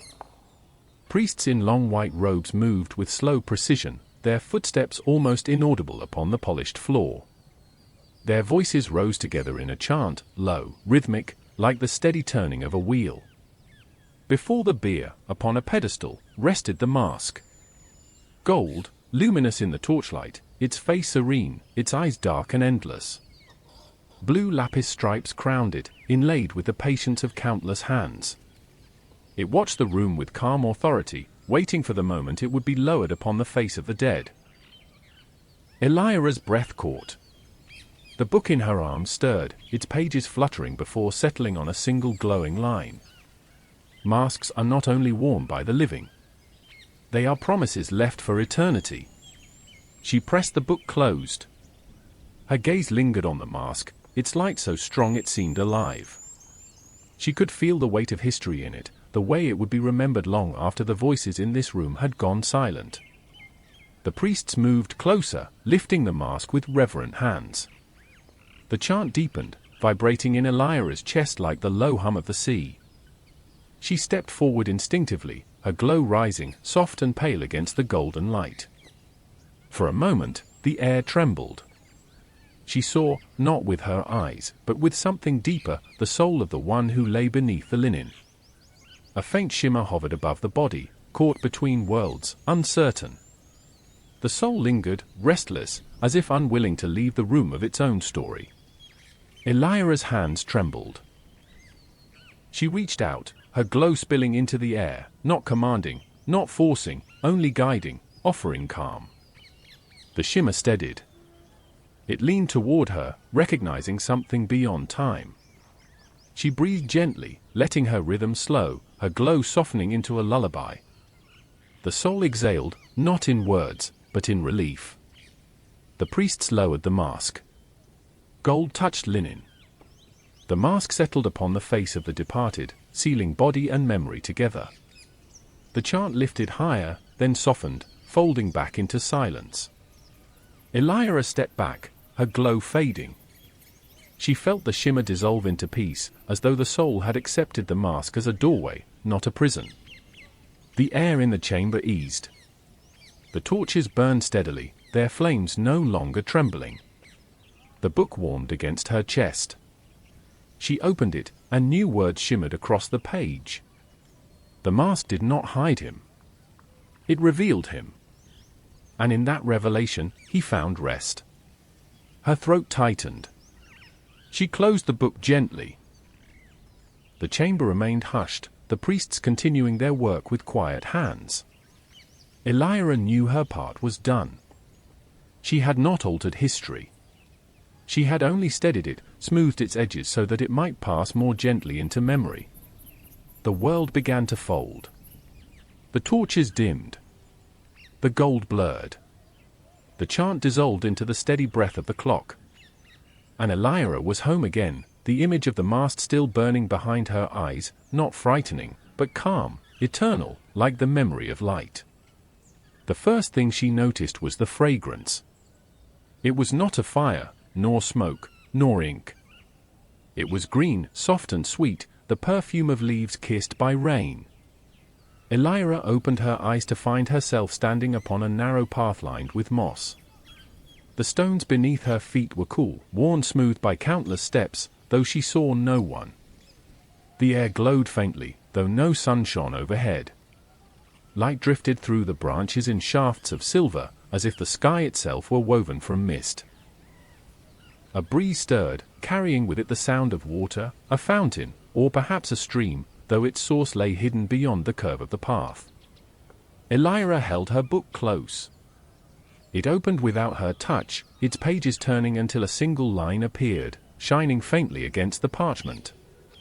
Between past and future, there are gardens where time waits to breathe. She closed it softly and began to walk. The path led her deeper beneath an archway of vines. Their leaves shimmered faintly, as though remembering starlight. Flowers bloomed in colors she had no names for, pale blues that whispered, silvers that sighed, whites that seemed to carry their own glow. The air was thick with their fragrance, calming, dreamlike, as if meant to lull even memory itself to rest. At last she found the fountain. It rose in the center of the garden, a simple basin carved from stone, its edges worn smooth.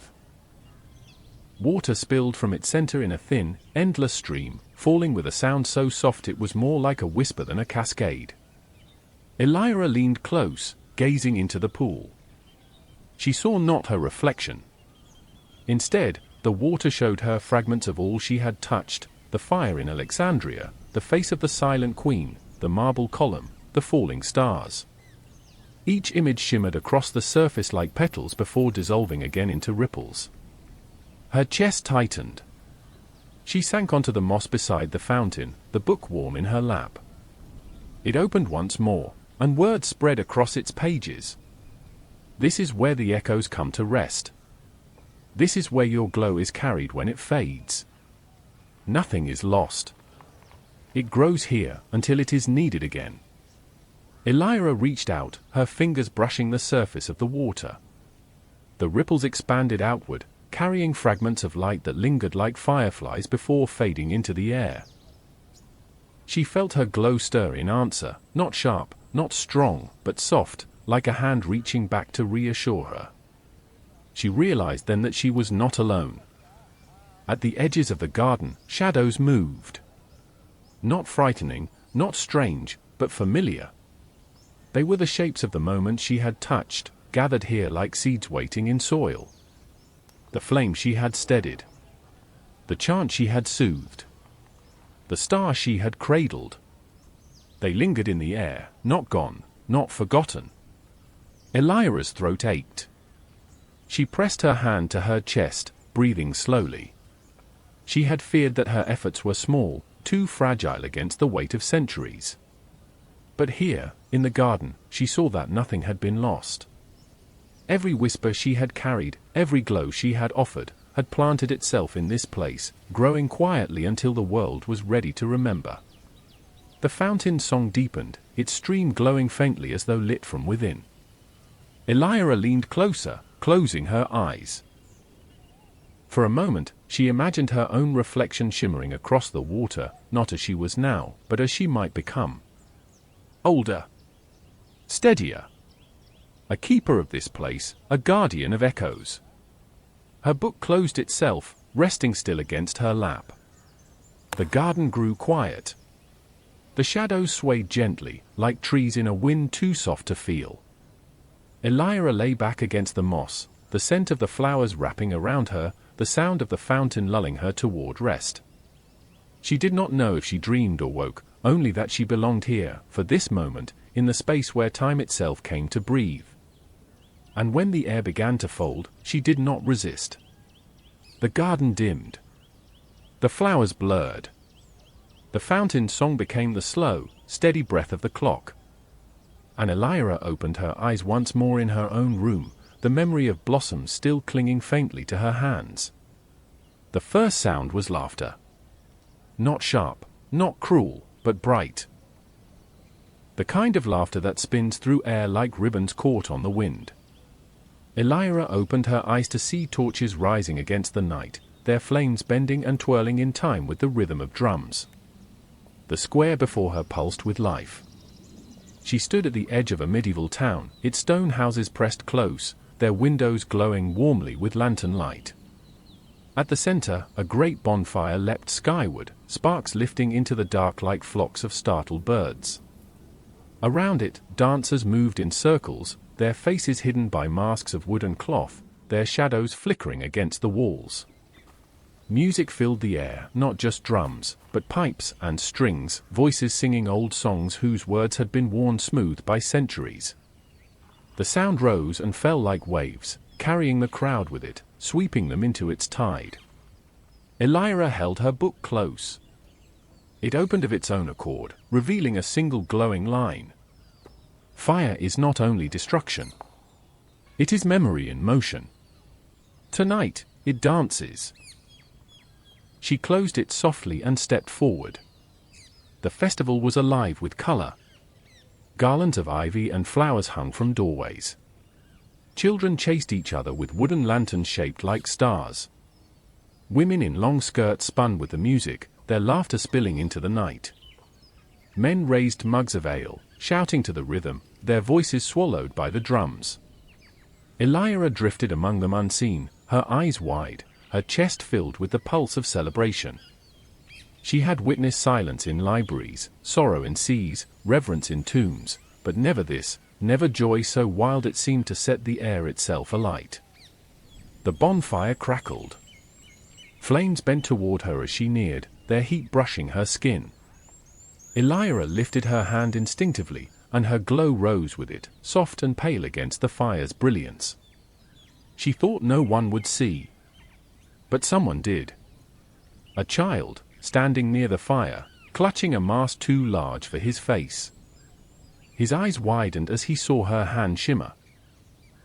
He tugged at his mother's sleeve, pointing, but when she looked, Elyra had already lowered her glow.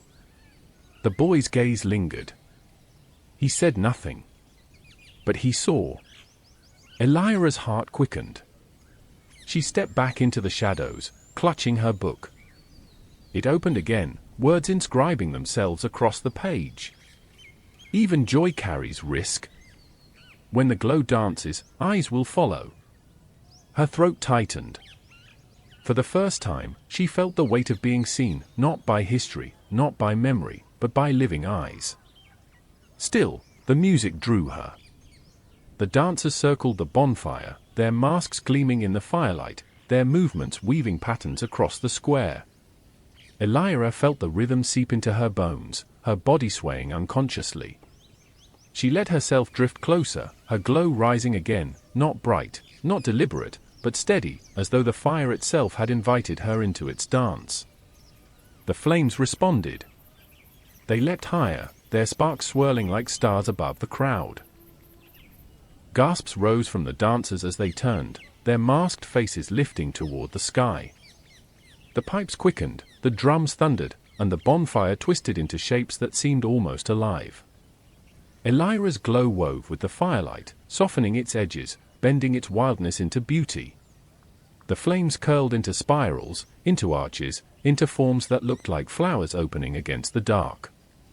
The crowd cheered, believing it part of the night's enchantment, unaware of the girl who stood at the edge with her hands trembling in the air. But the child still watched. His mask slipped from his hands. His eyes were wide, unblinking, fixed on her.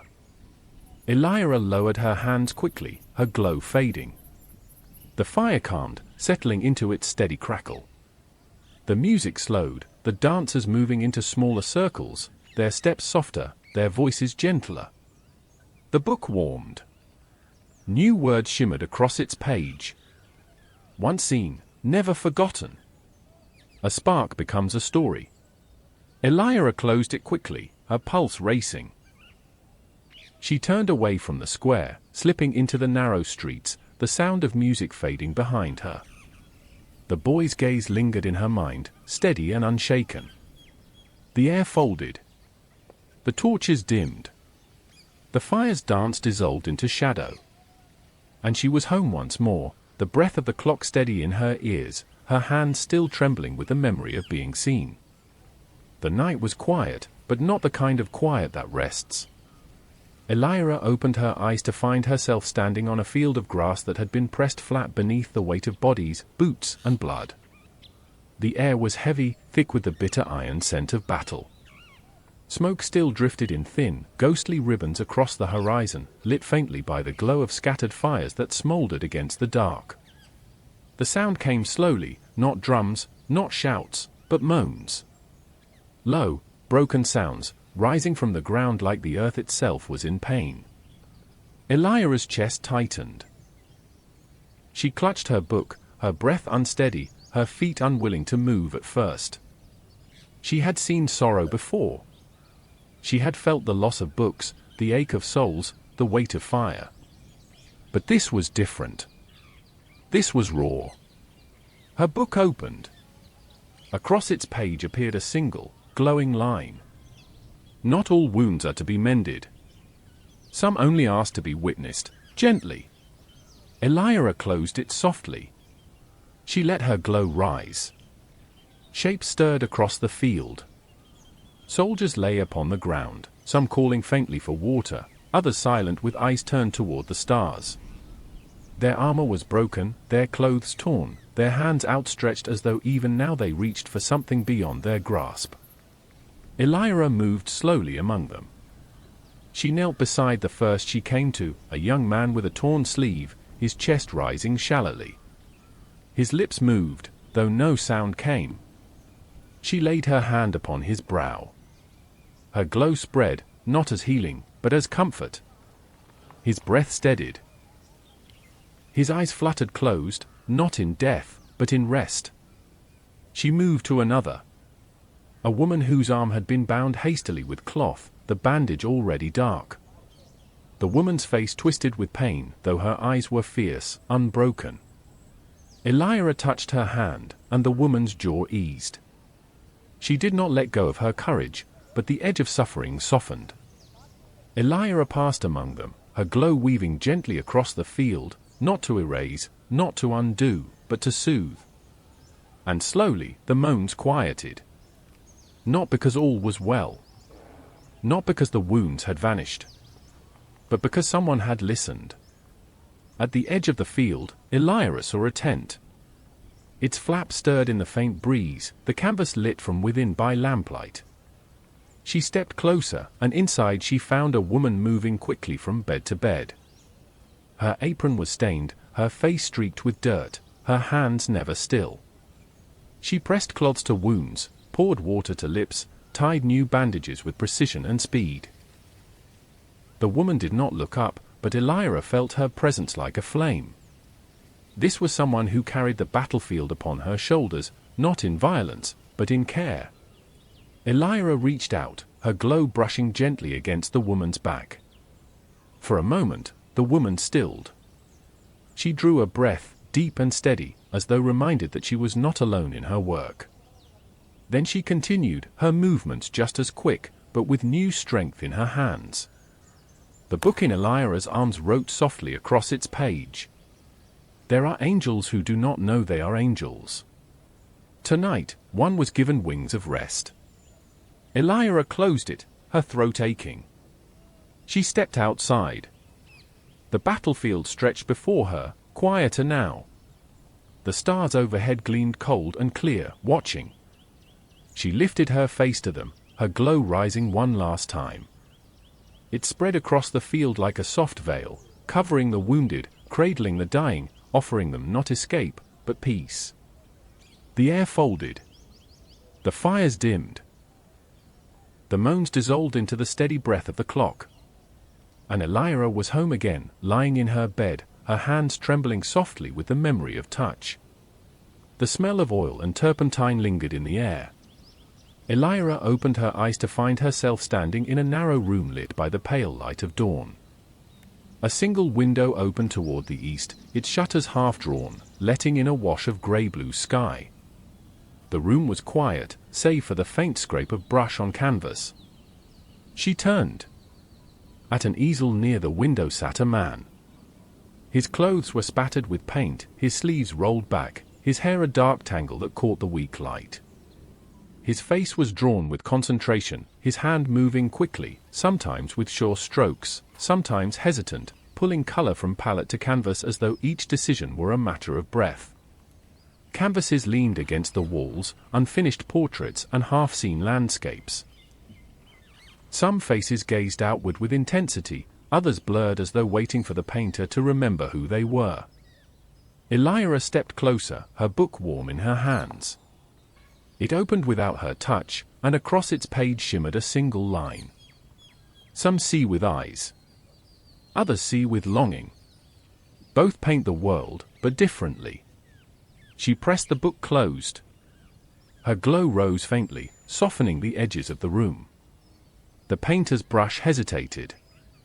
His hand stilled. Slowly, he lifted his head, his gaze drawn not to the window, not to the light, but to her. Elyra froze, breath caught. She knew he could not see her fully, not as she was, but something in him had caught her glow. His eyes widened, as if he had glimpsed a figure hovering just at the edge of sight, too fragile to name.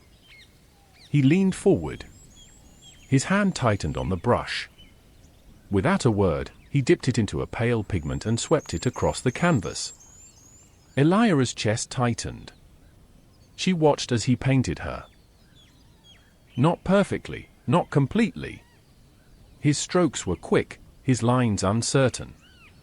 But the curve of her shoulders, the shimmer of her glow, the softness of her gaze, they emerged upon the canvas as if he had reached into the air and pulled her into color. She stepped closer, her glow brightening without her willing it. The painter's breath quickened. His strokes grew bolder, surer, as though the act of painting revealed her more clearly than his eyes could. Ephel strokes. Art does not hold the subject. It holds the moment of seeing. Tonight, you are seen. Her throat ached. She closed the book softly. The painter set his brush aside at last, his face pale, his eyes still lifted toward the glow he could not name. He whispered something under his breath, not a prayer, not a word, just a sound that carried awe. Elyra stepped back. Her glow dimmed. The canvas remained. On it, her likeness shone faintly, not exact, but luminous, eternal. The air folded. The studio blurred.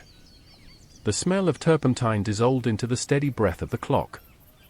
And Elyra was home again, the memory of being painted still clinging to her skin like light. The candle was nearly gone. Elyra opened her eyes to a small room where the air hung heavy with ink and exhaustion.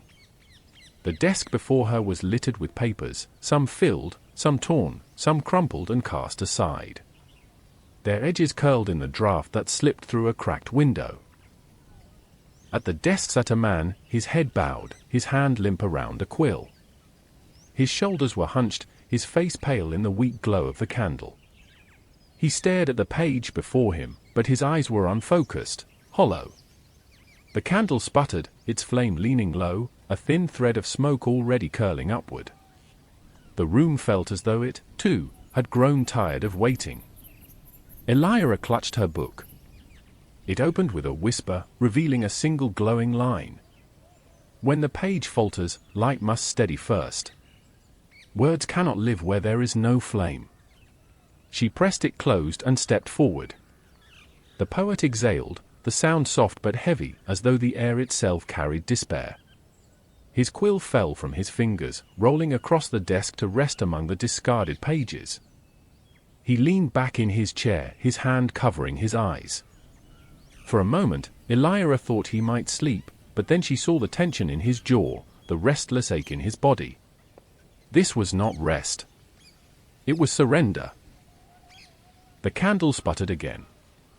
Its flame bent sideways, shrinking low, its light barely clinging to the wick. Shadows pressed closer, eager to claim the room. Elyra lifted her hand. Her glow rose softly, not bright, not fierce, but steady, pale as milk, warm as breath. It spilled across the desk, brushing the candle. The flame straightened, its smoke dissolving, its light strengthening into a calm, unwavering glow. The poet stirred. His hand fell from his face. He blinked at the candle, frowning faintly, as though surprised to find it still burning. He leaned forward, his eyes catching a glimmer of Elyra's glow without knowing its source. For the first time that night, his expression softened. He reached for the quill again. Elyra stepped closer, her glow steadying the air around him. She did not offer words. She did not need to. The candle gave enough. The poet dipped his quill into the ink, his hand trembling at first, then finding rhythm. He touched the page, and a line formed. Then another. His breath slowed. His hand steadied. The words returned. Elyra watched as the page filled, each sentence carrying the weight of someone who had stood on the edge of silence and chosen, instead, to continue. The poet's eyes glimmered faintly in the candlelight, his lips moving as he read the lines aloud under his breath, testing their sound. Her book opened again. Across the page, words inscribed themselves in quiet strokes. Not all poems are written in triumph. Some are written in the moment the flame refuses to die. She closed it gently. The poet wrote until the candle burned low again, but this time the flame did not falter. It shone steady, carrying him through the night. Elyra's glow dimmed. Her work was done. The air folded. The candle blurred. The quill scratching dissolved into the breath of the clock. And Elyra was home again, her room softly lit by the memory of a single flame that refused to go out. The room ticked. Not with one clock, but with dozens. Their rhythms overlapped, weaving into a tapestry of sound that pulsed gently through the air. Elyra opened her eyes to find herself standing in a workshop where shelves bowed under the weight of wooden cases, brass gears, and pendulums that swayed like slow, patient metronomes. The smell of oil and metal lingered. A small fire burned in the hearth, casting the faint glow of embers across the floor. Shadows of gears and cogs danced along the walls as though time itself were alive here, always moving, never still. At the center of the room sat a man. His shoulders were narrow, his hair silvered with age, his hands steady despite the years etched into them. Before him lay the disassembled pieces of a pocket watch. He bent low, a loop fixed to his eye, his breath calm, his movements precise as he fit gear to spring, wheel to pin. Elyra's book opened with a soft sigh. Across its page shimmered a single line. Some listen to time. Few dare to hold it in their hands. She closed it and stepped closer. The watchmaker did not look up. He placed each piece with care, his fingers moving as though guided not by sight but by memory. The workshop glowed with the hum of countless clocks, tall ones against the walls, small ones lined along the shelves, some ticking loudly, others whispering softly, like breaths laid upon each other. Elyra reached toward one of them. Her glow brushed the glass of a clock whose hands had stopped. At her touch, it shivered. The pendulum swayed once, then again, until its rhythm steadied, the tick returning to the room's woven chorus. The watchmaker paused. His head lifted slightly, though he did not turn. His hand stilled over the tiny gear he held. Slowly, he set it down, removing the loop from his eye. He listened. The workshop ticked. The air pulsed. Elyra's glow lingered. At last, the watchmaker spoke. His voice was low, cracked with age, yet steady. "I thought I was alone." Elyra froze. It was not quite that he saw her, but he felt her. He turned slightly, his eyes moving through the air where she stood, narrowing, searching. His gaze passed over her, not catching fully, yet softening, as if he sensed a presence just beyond sight. "I have spent my life listening," he said quietly, as though speaking to himself. "Clocks speak, if one is patient. But tonight the song is different." Elyra's glow brightened, unbidden. The man drew a slow breath, his eyes widening faintly. He smiled, just barely. "Ah," he whispered. "So it is not only me." Her throat ached. She had never been acknowledged before, not truly, not like this. Not as one who was part of the pattern, but as one who shared it. She wanted to answer, but no words came. Her silence, as always, was her gift. She lifted her hand, letting her glow spill across the desk. The pieces of the watch shimmered, each gear catching the light, each spring gleaming faintly as if remembering its purpose. The watchmaker leaned forward, his eyes wide, his breath catching. With trembling fingers, he fitted the final gear into place. The watch clicked. Its hands twitched, then turned. Its tick joined the chorus of the room, steady and sure. The man closed his eyes. For a long moment, he sat in stillness, the watch ticking softly in his palm. When he opened them again, his gaze lifted toward Elyra. "Thank you," he whispered. The words were not heavy. They were not loud. They were simply true. Her book warmed. She opened it, and words wrote themselves across the page. Time is not kept. It is accompanied. Tonight, two listen together. She closed it gently, her hands trembling. The workshop hummed with clocks, each one steady, each one breathing.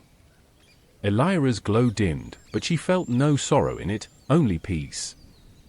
She had been seen. Not fully, not by all, but enough. The air folded. The fire blurred. The ticks dissolved into the breath of the clock on her wall. And she was home again, her room quieter than before, yet filled with the faint comfort of knowing that somewhere, once, she had not been alone. The world returned in color. Elyra opened her eyes to a hush so deep it seemed the air itself held its breath. She stood upon cold stone, the floor worn smooth by countless feet, though now it was empty. The air smelled faintly of wax and stone dust, touched with the sweetness of incense long since faded. Above her, light poured through glass. Windows taller than trees rose along the cathedral walls, their panes a mosaic of saints and stories. Sunlight streamed through them in great rivers of color, blues like oceans, reds like embers, greens like living leaves. The light spilled across the stone, painting the floor in fragments of fire and sky. Elyra held her book close. It opened without her touch, revealing a single glowing line. Stone remembers the hands that built it. Glass remembers the light that passes through. She closed it gently and stepped forward. Her footsteps echoed. The cathedral stretched vast and empty, its arches rising like ribs of a sleeping giant, its silence soft but immense. Each sound she made drifted upward, caught in the vaults, softened, returned as though the building itself had listened and replied. Candles flickered along the altar, their flames steady despite the stillness of the air. A great organ stood silent against the wall, its pipes gleaming, waiting. Elyra felt the weight of centuries gathered here, not of kings, not of battles, but of wonder. She moved slowly down the nave. Her glow rose, pale against the cathedral's brilliant light, but steady, blending with the colors that streamed through the glass. She lifted her hand, and her glow caught the reds, the blues, the greens, scattering them like jewels across the air. For a moment, the light moved. It bent toward her hand, shifting across the floor, forming patterns that shimmered like rivers in motion. The windows themselves seemed to stir, their figures bending, their faces glimmering as though alive. Elyra's breath caught. She stepped back, her glow dimming slightly. A sound broke the silence. Not loud, not sharp, but a single note, low and steady. The organ. Its pipes breathed though no hands touched its keys. The note lingered, echoing through the vaults, filling the air with resonance. Elyra felt it move through her chest, as though the cathedral itself had spoken. Another note followed. Then another. The chords rose gently, not a hymn, not a song, but something simpler, the sound of stone and glass remembering why they were made. Elyra lifted her hands. Her glow rose with the music, weaving into the colored light, steadying it, softening it, bending it into forms. Flowers bloomed upon the floor. Stars shimmered across the arches. Rivers of color flowed down the pillars, meeting at the altar in a pool of luminous gold. The cathedral breathed. The organ hummed. Elyra stood in the center, her glow steady, her chest filled with something she could not name. Her book opened again. Across its page shimmered new words. This was not built for rulers. It was not built for war. It was built for wonder. Tonight, wonder is kept. She closed it softly, her throat tight. The organ's song faded. The light returned to stillness. The windows grew calm, their figures silent once more. Elyra lowered her hands, her glow dimming, leaving only the cathedral's own light upon the floor.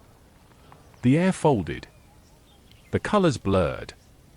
The hush dissolved into the steady breath of the clock.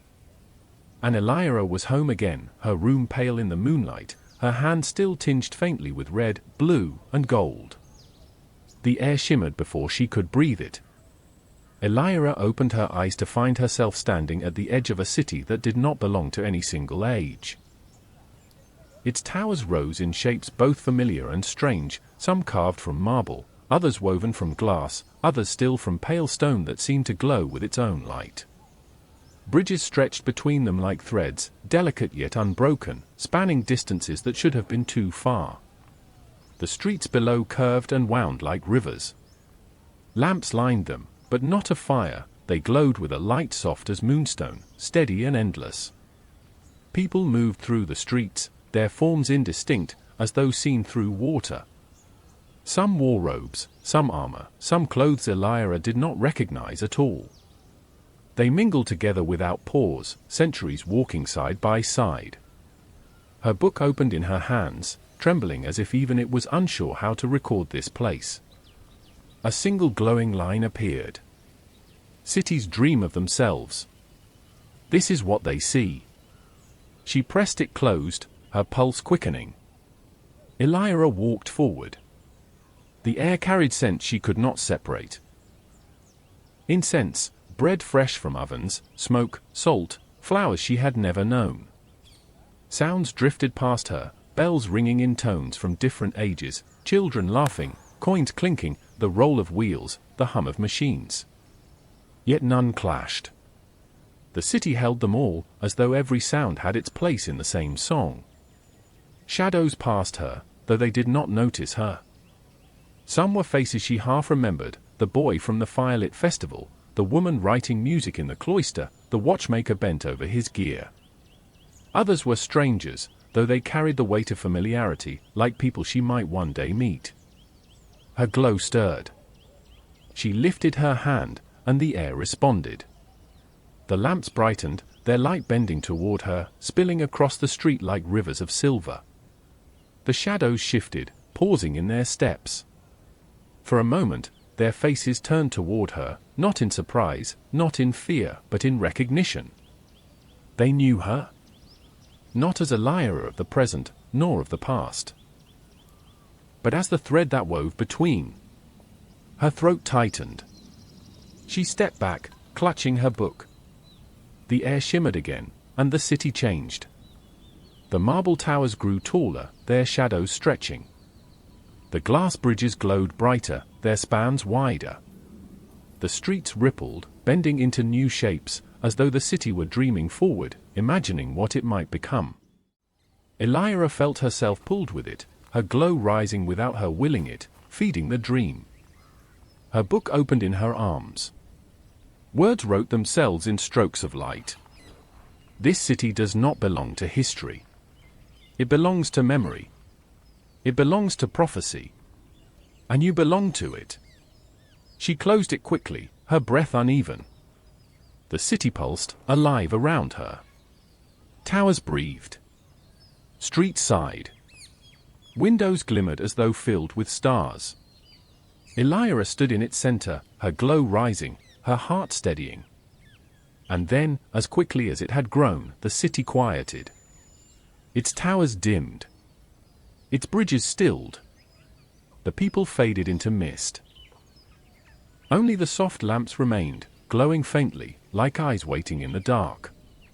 The air folded. The city blurred. The dream dissolved into the steady breath of the clock.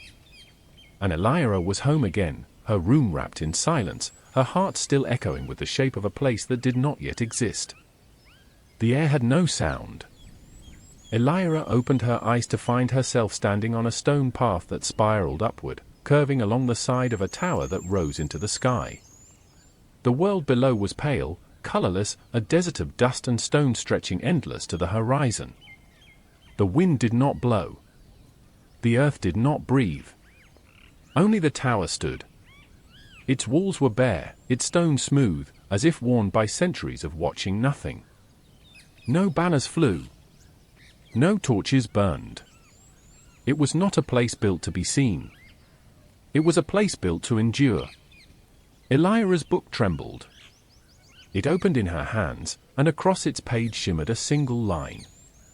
Silence is not absence. It is the keeper of what cannot be spoken. She pressed it closed and began to climb. The path wound upward, step after step, her feet brushing dust that stirred but made no sound. The higher she climbed, the thinner the air became, until even her breath seemed swallowed. Her glow rose faintly, a pale thread against the vast grey, the only living color in the tower's hush. At last she reached the summit. It was a wide circle of stone, open to the sky. No roof, no walls, only the endless desert stretching outward and the heavens above, pale and empty. At the center stood a single bowl carved from rock. It was unlit, unfilled, bare as the tower itself. Elyra stepped closer. The bowl stirred. Not with flame, not with water, but with silence so deep it pressed against her chest. She felt it draw her in, tugging not at her body, but at her thoughts, her memories, her words. Her glow trembled.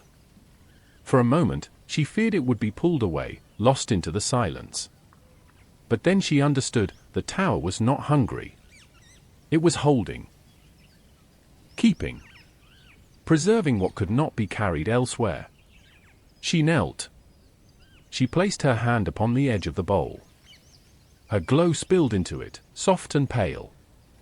The silence welcomed it, surrounding it, not smothering, but cradling. Elyra felt her journeys unfold within that hush, the chant in the cloister, the fire in the square, the mask of gold, the song of the sea. Each memory rested in the silence, not erased, but kept. Her book opened again. Words inscribed themselves slowly, as though carved into stone. The end of time is not noise. It is stillness. What you have gathered will not be lost. It will be kept here until the silence is ready to sing. Elyra closed it gently, her throat tight. She rose, standing in the circle of stone. The desert stretched endless, the sky pale, the bowl faintly aglow with her offering. For the first time, she felt the weight of all she carried, not heavy, not unbearable, but vast, like the horizon itself. The silence pressed close, not frightening, but complete. It seemed to ask her a question, though without words. Elyra lowered her head, her eyes closing. She breathed once, deeply, and let the silence hold her. The air folded. The tower blurred. The desert dissolved into the steady breath of the clock. And Elyra was home again, her room hushed, the silence of the tower still resting in her chest like a stone. The first thing she saw was gold. Not the hard gleam of treasure, nor the heavy glow of crowns, but threads, fine as hair, endless as rivers, suspended in the air like spider silk. They stretched in every direction, weaving across the sky, vanishing into mist, reappearing again in soft glimmers.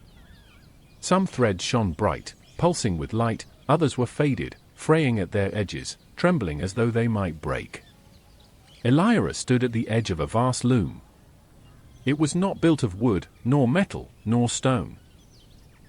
Its beams were made of light itself, rising into the dark, steady and eternal. The threads wove themselves through it, crisscrossing in patterns she could not yet read. The air hummed faintly, not with music, not with silence, but with something in between, the sound of time being woven. Her book stirred in her arms. It opened without her touch, and across its page shimmered a single line. You are not only a walker of time. You are a thread among threads. Her breath caught. She closed the book softly, her glow trembling around her. At the heart of the loom stood a figure. Not tall, not short, not clearly shaped at all. Cloaked in shadow and light, the figure's hands moved steadily, guiding threads with care, weaving them together, untangling knots, mending frays. Its movements were unhurried, precise, patient, the gestures of someone who had always been and always would be. Elyra stepped closer. Her glow rose, answering the loom. The figure did not look up, yet its hands paused. A single thread slipped loose from the pattern, dangling, searching. Elyra. Jed history. She had only guided threads back where they belonged. Her book opened again. New words shimmered slowly. The loom is too vast for one to hold. But even the smallest hand may keep a thread from breaking. She closed it, tears stinging her eyes. The figure lifted its head at last. Though Elyra could not see its face, she felt its gaze, vast and gentle, like the weight of starlight. No words were spoken. None were needed. The loom glowed brighter. For a moment, Elyra saw patterns where before she had seen only tangle. She saw the blue note of Hildegold woven beside the marble of Rome, the golden mask shining next to the chant of the sea, the falling stars stitched alongside the battlefield's hush. Every act she had carried, every silence she had steadied, every flame she had calmed, they were not separate.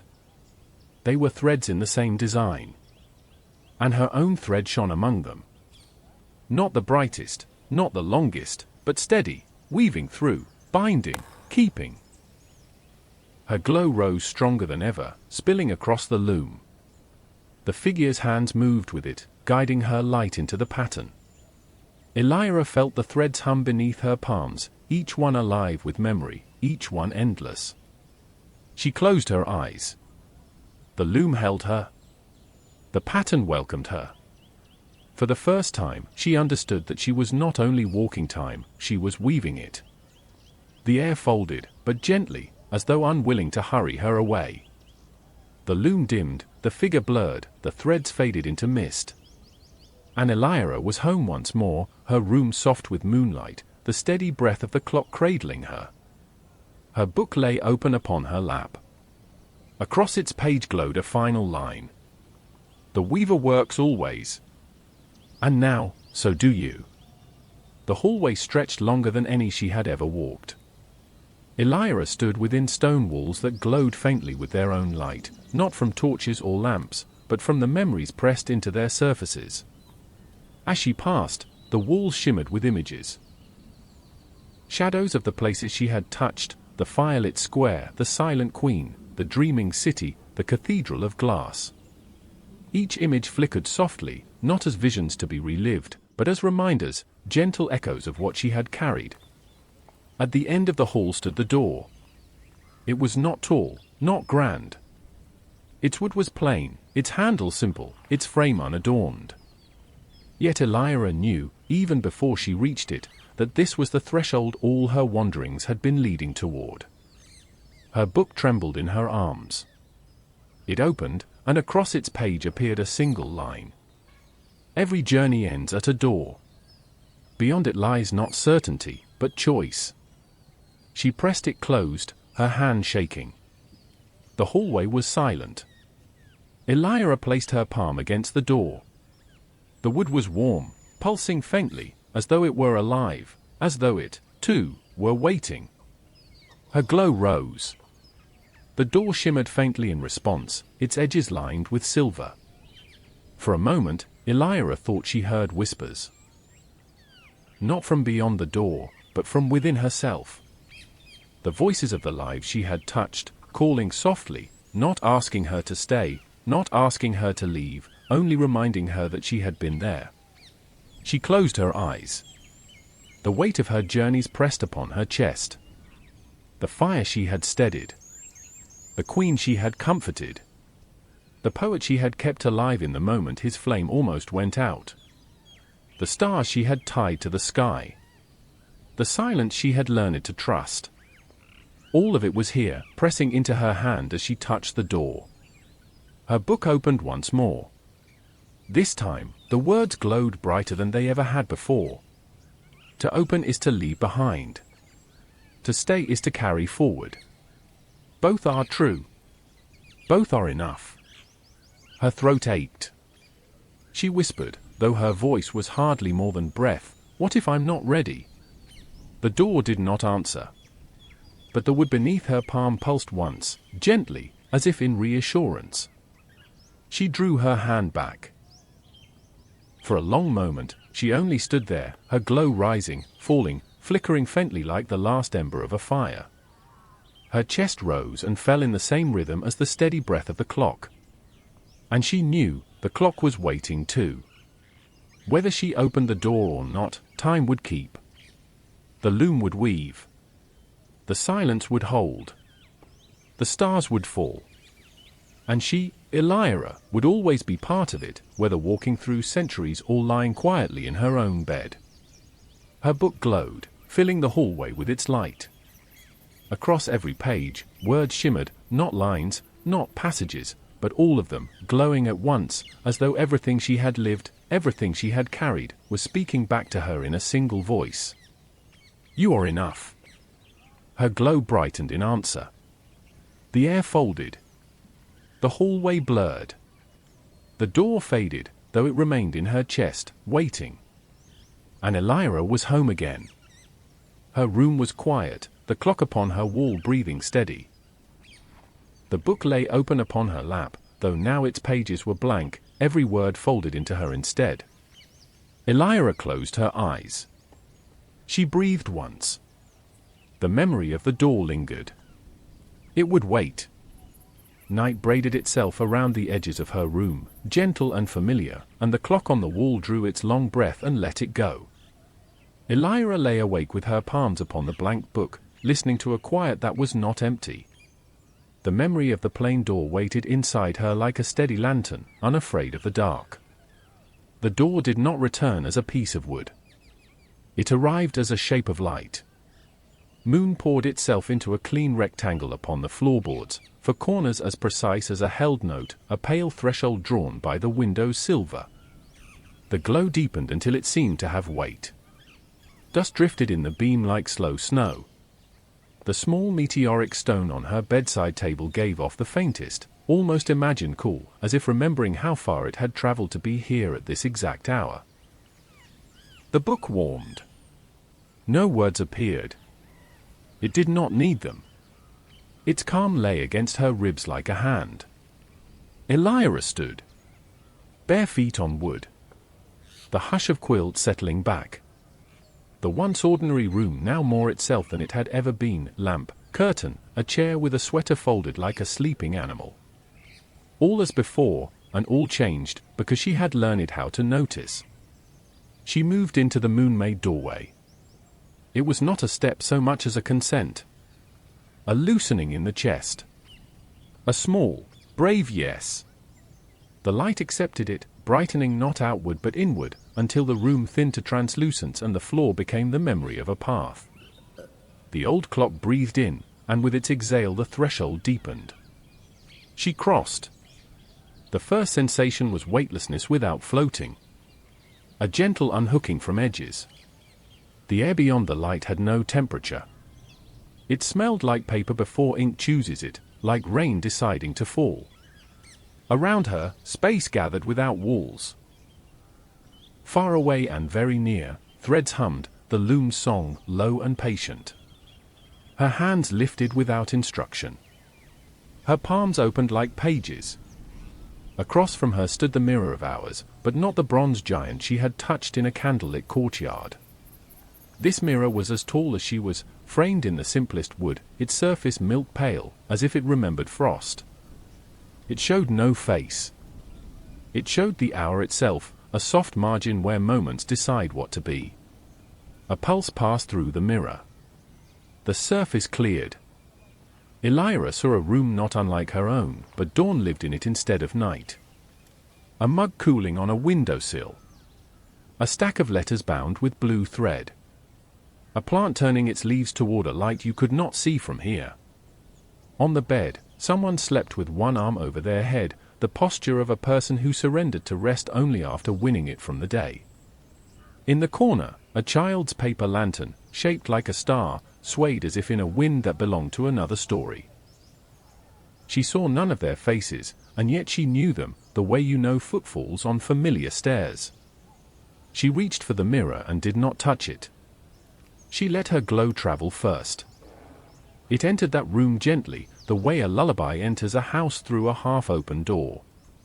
The mug warmed a little, the letters loosened their blue thread as if to breathe, the plant lifted one more leaf.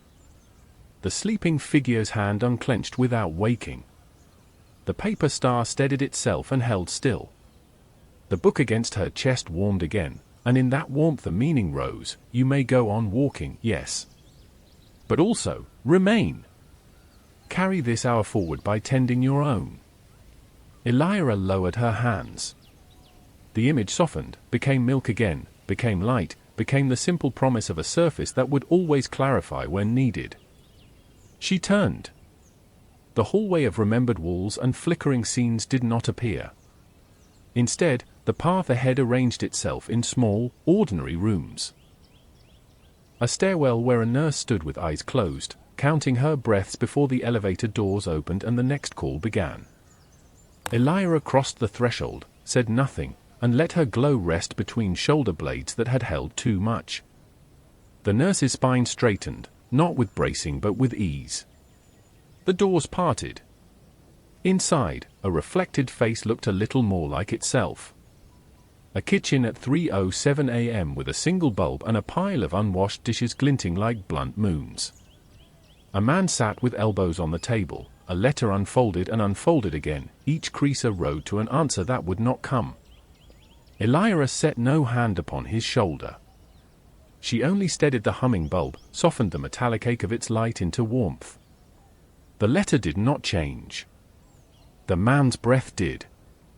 A bus idling under a street lamp in first snow, empty except for the driver, who traced a finger along the fogged glass to draw a shape that was almost a bird. He smiled without intending to. Elyra traced a second line beside his, the memory of a wing paired with the idea of another. The bus exhaled.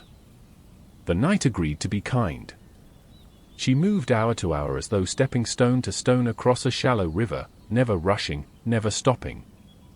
Sometimes she did nothing. Sometimes the nothing was the work. A candle that had burned past where it meant to but not yet found mischief. A red light that turned green exactly when a late walker needed to believe in timing again. A clock in a school corridor that returned to accuracy, and a student who arrived not on time exactly, but on time enough for a breath before the door. The door that began this hour waited always within reach. Between the rooms, the plain rectangle of moonlight opened again, patient as a librarian waiting for a whisper.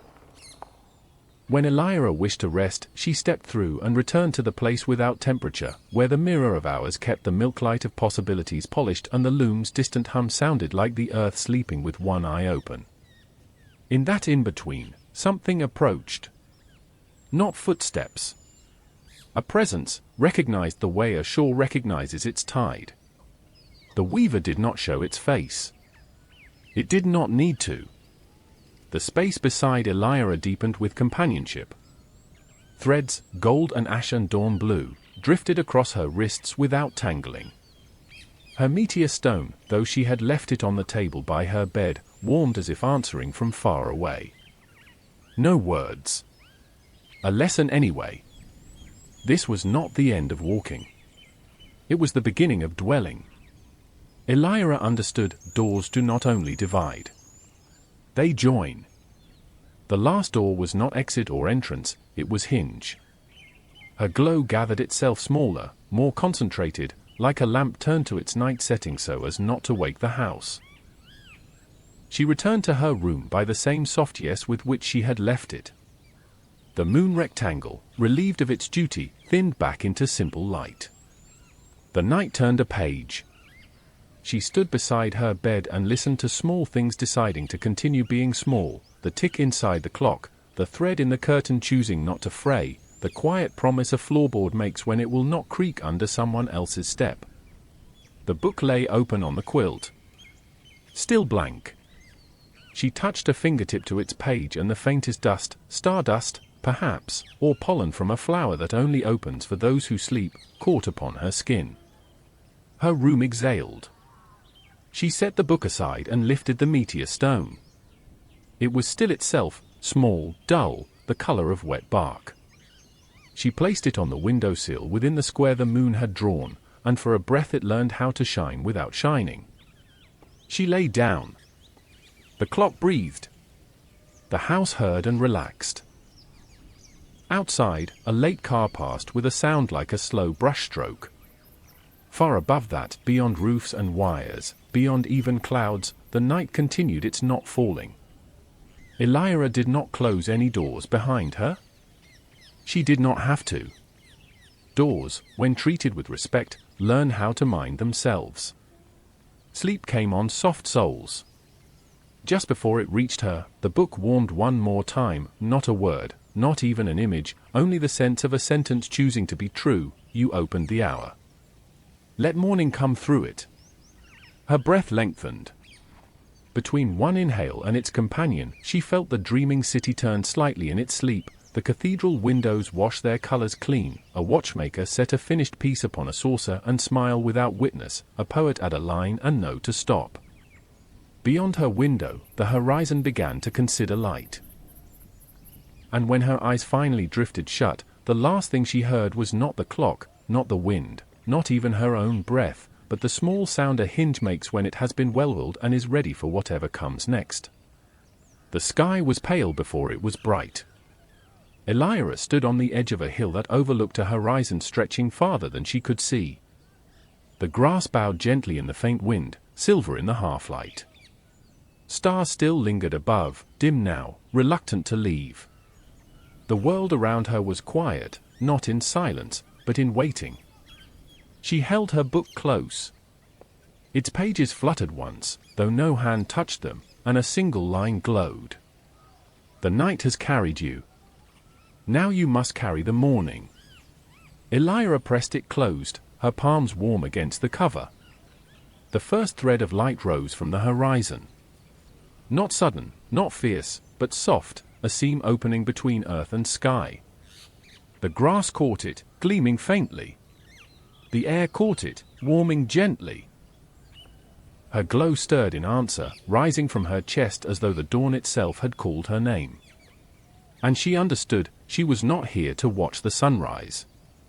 She was here to keep it. The light brightened. Clouds blushed with pale rose. Shadows retreated, long and quiet, slipping back into the earth. Elyra lifted her hands, her glow spilling outward. It did not overpower the dawn. It only steadied it, guiding the new light across the horizon like a hand smoothing the corner of a sheet. The world breathed. Far below, she saw faint signs of waking life, a village stirring, smoke curling from chimneys, the call of a rooster rising faintly through the air. People opened shutters, rubbed their eyes, lifted water to their faces. They did not look at the horizon. They did not need to. Elyra carried it for them. Her glow threaded through the dawn, weaving itself into the light as it spread across fields, rivers, and distant mountains. For every place the sun touched, she felt her own glow settle too, not as a blaze, but as a whisper, "You are enough. The day is ready. Step into it." Her book warmed in her arms. She opened it, and across its page shimmered words soft as breath. The keeper of dawn is not the one who creates light. It is the one who steadies it so others may walk within it. Her throat tightened. She closed the book gently. The sun lifted fully, golden now, filling the sky. Elyra lowered her hands. Her glow sank back into her chest, not extinguished, but resting, like a lantern with its flame kept safe until night returned. The air folded. The horizon blurred. The dawn dissolved into the steady breath of the clock. And Elyra was home again, her room warmed by the first true rays of morning. The clock's sigh seemed softer now, less a warning, more a lullaby. She placed her book upon the window sill, where the sunlight touched it. Its pages glimmered faintly, though no words appeared. They did not need to. Elyra closed her eyes, not for sleep this time, but for rest. She had walked the hours. She had carried the light. And she knew, the dawn would always return. The world opened in sound. Not of voices, nor bells, nor storms, but a hum, low and endless, woven into the fabric of everything. Elyra stood in a place without walls, without sky, without ground. The air shimmered like silk, folding and unfolding around her. Threads of light drifted in every direction, not woven into a loom this time, but floating freely, as if waiting to be sung. Her book stirred in her arms. Its pages fluttered, but when it opened, no words appeared. Only a faint shimmer, like music that had chosen to rest in silence. Elyra pressed it closed and held it to her chest. The hum deepened. She realized, slowly, that it was not sound from outside her, it was within. Her own breath carried it. Her heartbeat carried it. The glow in her chest pulsed with it, steady and gentle. She lifted her hands. The threads of light bent toward her, trembling like strings waiting for touch. She did not pluck them.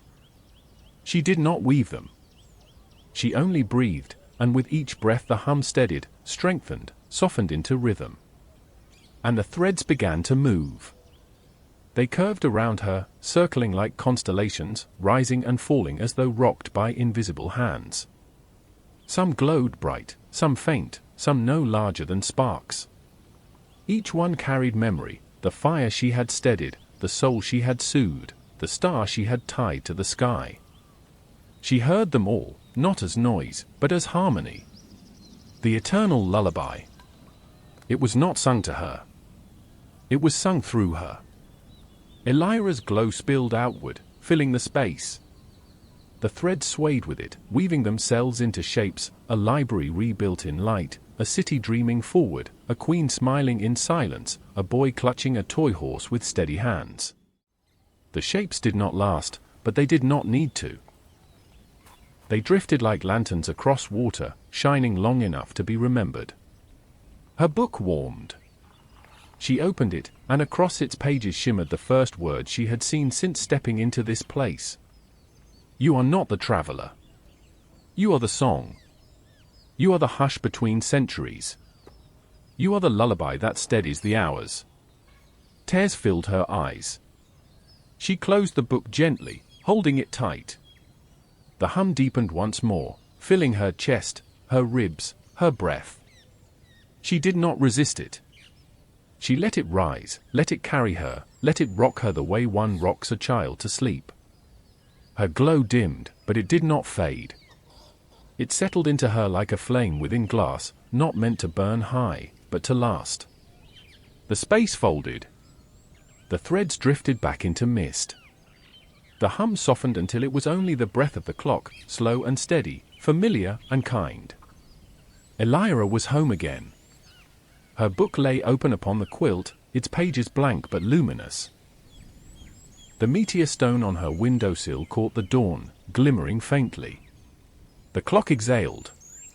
She lay back, eyes closing, the eternal lullaby still resonating in her chest. And as she drifted into sleep, she understood, she was no longer walking through the story. She was the story.